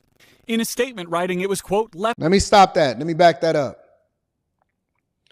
58% of its own members. Please miss me with the BS with these other fake polls that's out there. They did their own poll amongst their own members. The Teamsters said that around 58% of its members were willing to say that they support Trump versus Kamala Harris. First time since 1996. I'm telling you that it's a wave of red that's happening all across this country, and you're gonna witness history. In November, you're going to witness history. Support Trump, 31% back Harris. In a statement writing it was, quote, left with few commitments on top Teamsters issues from either candidate and found no definitive support among members for either party's nominee. Mr. President. You know, that's an excuse, right? Because they can't say we're endorsing Trump. AOC was out there crying. Her voice was shivering. They can't officially say, hey, man, we endorsing Trump. They're going to say we just not going to endorse Harris the first time since 1996. It speaks volumes. Any reaction to the Teamsters decision not to endorse? No, they were. It's a great honor. They're not going to endorse the Democrats. That's a big thing. Big difference in those big industrial states, you think? You're going to make a difference? I think it will. Yeah, I think so. The Teamsters carry a lot of weight. Harris has won the backing of other labor groups, including the United Auto Workers. The Nope. Harris campaign. Joe Biden did. That was a Biden thing, first of all. And secondly, is because he was in bed with Sean Fain. It's not because the rank and file members agreed with it. Saying, quote, Teamsters locals across the country have already endorsed her alongside the overwhelming majority of organized labor. It comes as we're seeing signs of new, tighter security measures for Trump. The FBI director saying he's devoting the, quote, full force of the agency to investigate the 2 attempts on Trump's life within just 2 months. Trump overnight thanking Vice President Harris for calling him. Today, a little while ago, I got a very nice call from Kamala. No, it was very nice. Meanwhile, Harris, in a speech to the Congressional Hispanic Caucus Institute, blasting Trump's call for mass deportations of undocumented migrants. Donald Trump and his We're going to get to that next. extremist allies will keep trying to pull us backward. They have pledged to carry out the largest deportation, a mass deportation, in American history. Imagine what that would look like and what that would be. How's that going to happen? Massive raids? Massive detention camps? What are they talking about? And get ready This to lady is so off the reservation. I don't even think that she be knowing what she going to say when she about to say it. But anyways, that is what is happening with potential strikes at the ports and other industries. I'll keep up to date with that. And then, because that is a big deal. I know it's not getting a lot of national attention, but I think that there's something that we need to pay attention to. Let me read some of these Cash Apps and these Super Chats, and then I'm going to go over to the next subject for you guys, all right? Mr. DJ, shout out to my dog, Mr. DJ, in the building. I appreciate you. A.R. Smitty says, shout out to your car for hosting a phenomenal Saturday morning Bible study. Those lessons have been super powerful and guiding the last 2 weeks I've shown up. Thank you for your wisdom and the knowledge. Shout out to your car. Killing it out here in these streets. David Simpson says, made in the USA never sounded better. Jason Lee says, these port workers are lazy and all corrupt, inefficient, and clumsy. That's what I heard, but I don't know it for sure with my own eyes. Barrett Maryland says, in Quiet on the Set, Brian Peck was exposed for isolating Drake Bell from his parents, and he ended up harassing him. Meant to send this earlier. Okay, send that to me. Mika G says, what up, though? I appreciate you, Mika. Shout out to my girl, Mika G. Or Micah G. David Simpson Jr. says, Sean Fain effed up the union game. Who loses their job because of this? That is the real question. Starve Peter to pay Paula. Starve Peter to pay Paula. I got you. Kenneth Young says, Boeing just had a strike over there in Charleston. They're gonna do like UPS did, get the employees a raise on the back end to do some layoffs. Bilderberg Boy in the building. Shout out to Bilderberg Boy. Says, good morning, AD. I know about 50 people who work at the port in Elizabeth. All of them are on board with going on strike, even though some of them make $250,000 a year. One owns 2 Ferraris and lives in a mansion in Livingston. Them port workers getting to the bag. About to make me watch The Wire again. A-Man01 says, the first person in history. JP says, major Latin artists have endorsed Trump. Shout out to all of y'all. I appreciate y'all for the super chats. Let's continue on with the show. Last but not least, the last thing that I want to talk about is jobs. All right. Well, actually, I want to focus on immigration and deportation as indicated from Kamala Harris, and we're going to save that last thing for tomorrow. So make sure y'all hit a like for the algorithm, subscribe to the channel, and turn on your notification. Check it out. Out at Nassau Coliseum on Long Island yesterday to support former President Trump. There was a sea of red hats outside and inside the arena in Uniondale. Mr. Trump focusing most of his speech on immigration, ripping Democrats in New York City for their handling of the migrant crisis. Eyewitness News reporter Phil Tate live outside Trump Tower in Midtown with a recap and the latest. Phil. Mike, former President Donald Trump is waking up at Trump Tower this morning. This after appearing before an energetic crowd of thousands at Nassau Coliseum on Long Island, aiming to get in front of as many supporters as the race to the White House continues. He drew the names from the top leadership in the Republican Party, and he was prepared to close the show with a speech which heavily focused on the subject of immigration. He ripped into Democratic leadership in representing our city and state, blaming them for homeless people living in what he called horrible, disgusting, dangerous, filthy encampments, and even the conditions on the subway, which he called squalid and unsafe, and promised to renovate. The trains and subways are squalid and unsafe. Businesses are fleeing. The mobs of illegal migrants are being put up in luxury hotels at your expense, while our great veterans live on the freezing or steaming sidewalks right outside the main entrance to where the migrants enter their hotel. Think of that. And this heavily secured rally just days after the second apparent attempt on the former president's life in Florida over the weekend. More than 60,000 tickets were requested for the big event, even though the facility could hold 16,000. Now, tens of thousands of his supporters couldn't get inside and stuck around just to be near the presidential nominee, watching his address on large screens outside. Now, I just want to make mention as we're back live here outside of Trump Tower on Fifth Avenue, as there is an increased security presence that's beefed up. Now, it's more than what we've seen in the past. Now, Trump's security is heightened near to the level of a sitting president. Now, Trump will be leaving the tower here on Fifth Avenue at some point today. He will then be heading over to Brooklyn, and we do know that from Brooklyn, he will then head to our nation's capital. We are live. Have y'all seen how big some of these Trump rallies are? I don't know what Kamala Harris was talking about with regard to crowd sizes, but I'm telling you, look, he be coming to Michigan. I know he coming again to Warren, Michigan, which is right outside of Detroit. I won't even go, bro. I won't even go because it's too crazy. Listen, this is what his crowd size was like in New York. They say it was insane. Fox up over the Coliseum during the height of the crowds lined up to see the former president. More than 60,000 tickets were requested for the rally, with the arena only available to hold around 16,000. Counter-protesters also waiting for Donald Trump. Fox 5's Jessica Formoso live outside the Coliseum with more on the crowds and all of those counter-protesters. Jess.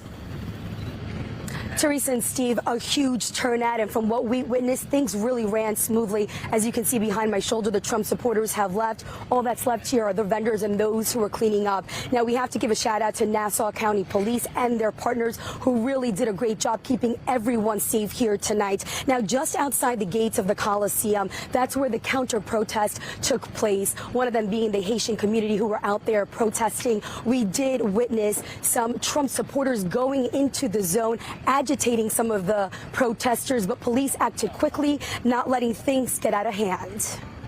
Just before 6:30 p.m., the doors to Nassau Coliseum closed. The arena had reached full capacity. According to the Trump team, 60,000 tickets were sold for tonight. Look at that rally. That is insane.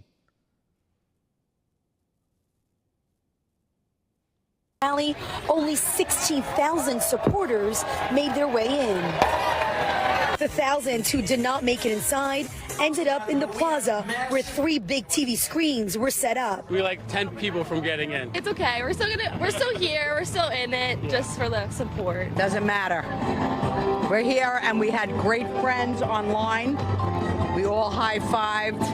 It's wonderful to be here, regardless if we got in or not. Some supporters came prepared with their lawn chairs, while others just sat on the ground waiting for the former president to pop up on the screens. Please welcome the next president of the United States, President Donald J.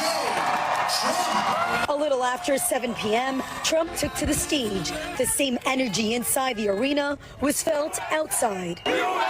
We've heard it all. We believe in it. Outside Nassau Coliseum, in the backdrop of Trump's rally, let's go. The Haitian American community held a counter protest calling.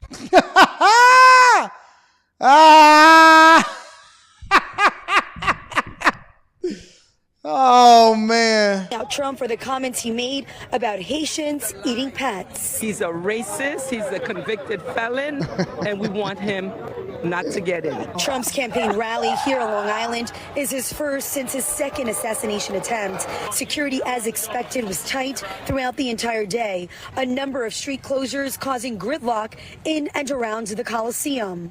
While the former president rallied, traffic on Hempstead Turnpike flew smoothly, but once the event was over, it was a traffic jam that started in the parking lot, spilling out onto the streets.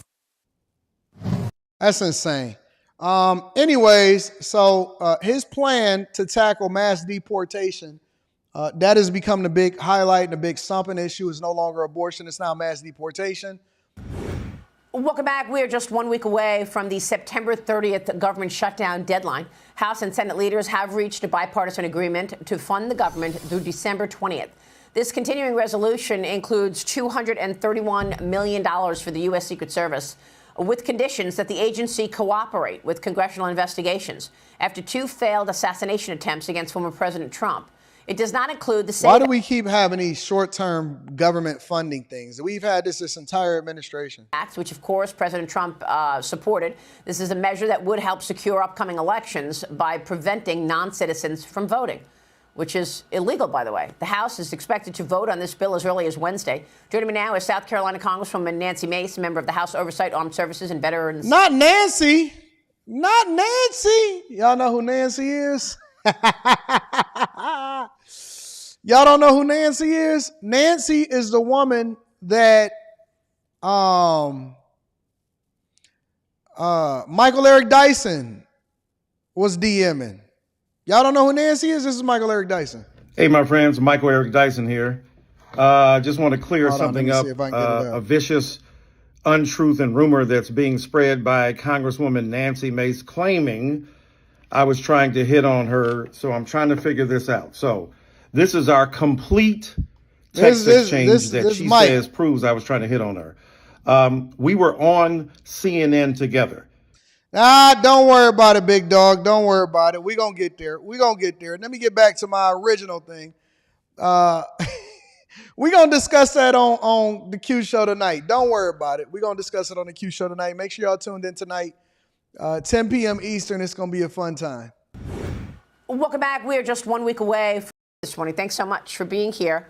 What is the fate of this bill to ensure that we don't have a government shutdown and give more funding and resources to Secret Service? Well, I believe this bill will pass. We do this almost every year. We have a short-term spending measure until December, and then in December there will be an omnibus or a larger continuing resolution to continue funding at record. He wanted him some snow bunny. He wanted him some snow hair. Not the snow hair, the snow bunny. He wanted a snow bunny. He wanted a snow rabbit. Did anybody get Umar Johnson on the phone to talk about Michael Eric Dyson? Levels and not address the excessive spending by the federal government. This is just business as usual in Washington. I expect it to pass this week, and then we'll go on to December. We'll spend more than ever, and we'll do an omnibus or another CR for next year, I would imagine, at the end of the year. Well, I mean, this is what you've been complaining about, right? Too many CRs, time after time after time. I mean, are you waiting, and you and your colleagues, are you waiting in hopes that President Trump takes the helm and then you'll decide on spending for 2025 after that? Is that why you're doing such a short-term bill till December 20th?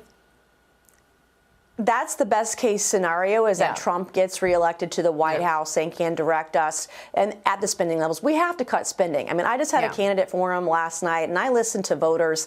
People are sick and tired of the government having a blank check, basically, and not taking care of business. As you mentioned, we throw more money at more problems like the Secret Service, who has not cooperated with Congress at all since the attempted assassination attempt, both of them, by the way. I don't have a lot of faith without some strings attached and making sure that we keep him protected, for example. What are we going to do to stop funding NGOs that are helping illegals cross the southern border? What are we doing to shut down the border? And so when you think about the way that we waste our taxpayer dollars right now, the American people are sick of it. I hope and I pray that Donald Trump is reelected, that we actually cut spending, that we preserve Social Security, et cetera, because in 10 years, that's going to be insolvent. We aren't doing anything right now to solve America's fiscal problems. Well, I want to get your take on how the Secret Service can best use this money in protecting President Trump and other candidates. I spoke with Eric Prince yesterday. He is the founder of Blackwater, and he had an idea in terms of protecting President Trump. I want to get your take on it. Watch this. There's a lot of chatter about more help is needed, and that's absolutely for sure. Trying to integrate private security into that would be exceedingly difficult, especially for the private guys. I recommend that JSOC, the Joint Special Operations Command, has Delta Force and SEAL Team 6, the two most elite commando units in the world. They have a lot of capacity. There is precedent. They could put 10 guys on the detail and make it happen. What do you think, Congresswoman? Well, I would be all in for everything to keep Donald Trump safe. If having JSOC soldiers would be helpful, I would support it. I also believe better training for these individuals. We can't allow this to continue to happen. I am very fearful for him and his family, his children and grandchildren, because of what they're up against right now. And so I think we need to make sure that he has all the resources he needs to be safe. Yeah. Meanwhile, Trump announced a new border policy plan during a rally in Wilmington, North Carolina on Saturday night. Watch this. I'm announcing a new plan to end all sanctuary cities in North Carolina and all across our country. No more sanctuary cities. The Texas Department of Public Safety also said that state troopers encountered 36 illegal migrants near the southern border on Friday, which included some special interest migrants from Turkey, Pakistan, India, and Vietnam. The group from Turkey told troopers that they paid $12,000 a head to cross into the U.S. illegally in an effort to meet the so-called sponsor that is waiting for. So I have a question. Where did these so-called illegals get $12,000 per person? Where did these so-called illegals, because they paying $12,000 per person, where did they get $12,000 per person to cross? And they got finesse. And where's this money going to? For them in New Jersey, Congresswoman. It's unbelievable that this is all so planned out. Most Americans can't even come up with $1,000 in an emergency, and they paying $12,000 per person, like they going to Disney World. And the drug cartels are accepting $12,000 a head from these folks to come in illegally. Nothing has changed. Well, just a few years ago, it was only $8,000 across the southern border. So it looks like inflation has hit the criminal cartels. I mean, look, the Biden-Harris administration, the wide open borders, they are funding criminal cartels in Mexico and South America. They are allowing this to happen by pushing back and reversing all of Donald Trump's border policies that kept our country safe. I agree, Molly. Molly. Hundreds of terrorists on the terrorist watch list that have come across the southern border. We are less safe than ever because of it. And again, another reason why we must re-elect Donald Trump to keep our country safe. Yeah, it's Liz Peek, jump in here. I believe it's 350 people apprehended at the border in the last 3.5 years who were actually on the terrorist watch list, Liz. So Yes, I think Trump is right that we have to cut down on the attractions that bring people across the border, Maria. And Representative Mace, I'm interested, and one of your colleagues introduced a bill last year basically banning sanctuary cities. And this does have to go through Congress, I believe. My question to you is, was that bill ever picked up? What kind of support would there be for a bill that basically gets rid of one of the great enticements for criminals and so forth coming into our country who know they will be protected in New York or San Francisco from ICE, from deportation, which I think is a horror.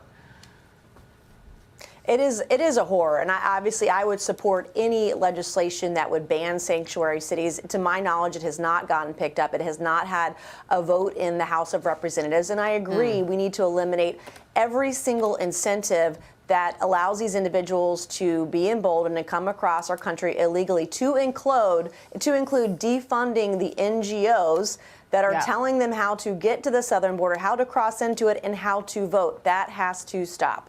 Unbelievable. Meanwhile, what about your... I agree. I believe in immigration, but I believe in legal.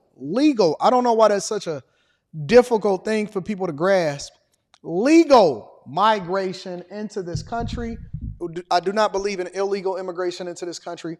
But even according to Biden, the only way that you can really have a great country is to have secure borders. All right? Anyways, let me read some of these super chats, and then we're going to continue on, and I'm going to get y'all up out of here. First, I want to give a shout out to my dog, Alec Fields. Shout out to Alec Fields, says, for the police scanner channel idea. Finally, somebody did it, huh? Finally, somebody is taking advantage. I want to give a shout out to Brambo. Brambo says, I live in Birmingham, and it's bad out here right now. Appreciate you, Brambo. Also says, my body is my brand. Where are tickets to November 2nd? If y'all want to get tickets to November 2nd, the link is pinned to the top of the chat, and it's also in the description of this video. All right, put discount code Anton into the description when you go to purchase your tickets, and you're going to get at least 20% off. All right, so shout out to you. I appreciate you, Brambo. Shout out to you for running it up. David Simpson Jr. says, crowd sizes equal enthusiasm. Hashtag say fluffy. Randy Valentine is in the building, says, I can't find a job. Please consider buying my engaging educational. All right, so Randy, let me give you a little bit of advice, big dog. If you want to pitch something, like you pitching your books, you says, I can't find a job. Please consider buying my engaging educational and entertaining children's books, Yarn, A Tale of Two Kittens, and A Thing or Two about a kangaroo available online and at major retailers. Cool, we with it. Shout out to you for the super chat. But the worst marketing idea that you could ever think of is to say, I can't find a job. People want to buy stuff from people that are successful. Let me give y'all a little bit of marketing game because we talk about this stuff inside of the Patreon, and we're going to be having more mastermind sessions coming up. People want to buy stuff from people that are successful. People don't want to do stuff just because they're supporting you. They want to feel like they're getting value from your product. So you may have the greatest products of all time, these 2 children's books. How do you pitch them to people, right? You should be pitching them based off of what's best for their children and not based off of the fact that you don't have a job. The first thing that they should hear should not be, well, I can't find a job right now, but I got these children. But you know what it gives? It's similar to somebody that's at the corner store like, hey, man, I'm just trying to make it. You know what I'm saying? You got to pitch your stuff differently. You got to learn how to market yourself more effectively. You got to reach and target your demographic. You can't focus on not having a job, bro. Never tell somebody you ain't got a job. Would you ever tell a woman? The first rule of marketing, the first rule of marketing, let me revise it. Anton's first rule of marketing is everything that you do, you pitch it as though you're trying to talk to a woman. Everything you do, I'm gonna give you $1 million worth of game right now. I don't know if you're gonna appreciate it, but I'm gonna give it to you. The first thing that you should do is always look at it as though you're going to talk to a woman. If I can sell a woman on coming home, then I can sell you a children's book. I can sell anything. You know why? Because I understand women. And if I understand women, that means I understand the principles of sales, overcoming objection, law of averages, gatekeeping. All of these things are usually tied to your ability to communicate effectively with women, right? You don't lead. I'll give you an example. You don't lead with a woman and say, hey, man, I want to have sex with you. That's not what you do, right? Even though some of you objective may be, hey, listen, I really just want to bust you down and I'm only looking at how big your butt is. You can't go and lead with that. You can't start with that. You can't start with that. You got to start as though you run into them. Oh, hey, what's going on? What y'all looking at? Y'all crazy. Or you do something to get their attention, to make them start the conversation with you so that it seems more organic, right? It's so many different ways that you can approach this. It's so many different ways that you can come into this with a better strategy. But you have to approach it in the same vein and in the same way as though you're trying to talk to a woman. That's the best advice that you can get. Anytime you're trying to sell a product, you sell a product, if you know that women want it and that men want to be like it, then you have a hit product. You got a hit product, and that's how you pitch it. You surround your marketing based off of that, whether it's a person that you're putting in front of it, whether it's a brand, whether it's the colors, everything has to appeal and it has to be attractive to the eye. Everything, whether it's your conversation, whether it's your aesthetics, the car that you pull up in, you are your brand. You are your brand, all right? The car that you pull up in, how pretty your teeth are, how sweet your glasses are, whether or not your head is shaved, your breath smelling good, how confident you are. All of those things are going to feed into whether or not people want to be around you and then ultimately if they're willing to take your product. They have to see and smell and watch success. It has to be on you. You know, people want to be associated with winners. People want to be winners, and so they're going to associate themselves with winners. You know what I'm saying? So anyways, I don't want to dig too deep into that because, just giving you the surface level stuff. But shout out to you, bro. Shout out to you. Shout out to Annie Marie says, do you appreciate it, Mr. Thank you, Annie. I appreciate you also, baby. Thank you, baby. Thank you, baby. All right, y'all. So I also want to acknowledge Alec Fields one more time says, don't say the type of channel, just check it. All right, I got you. All right, big dog. I got you. Shout out to Alec Fields. Listen, I love y'all. I appreciate y'all. I do have a Patreon video that's going to be dropping exclusively for y'all. It will never be released to the general public, so that's going to be an awesome thing for y'all. On top of that, I also want to let y'all know that we are going to be having a show tonight on the Anton Daniels channel, 10 o'clock tonight, like Monday as usual. And it's going to be a fun time. So make sure y'all join. Make sure y'all have a good time. Send it to your friends and family. Hit a like on your way out the door. Don't leave this place without hitting a like on your way out the door. Tap into the Patreon. Link is in the description. I love you. I appreciate y'all. I'm going to holler at y'all later. Peace.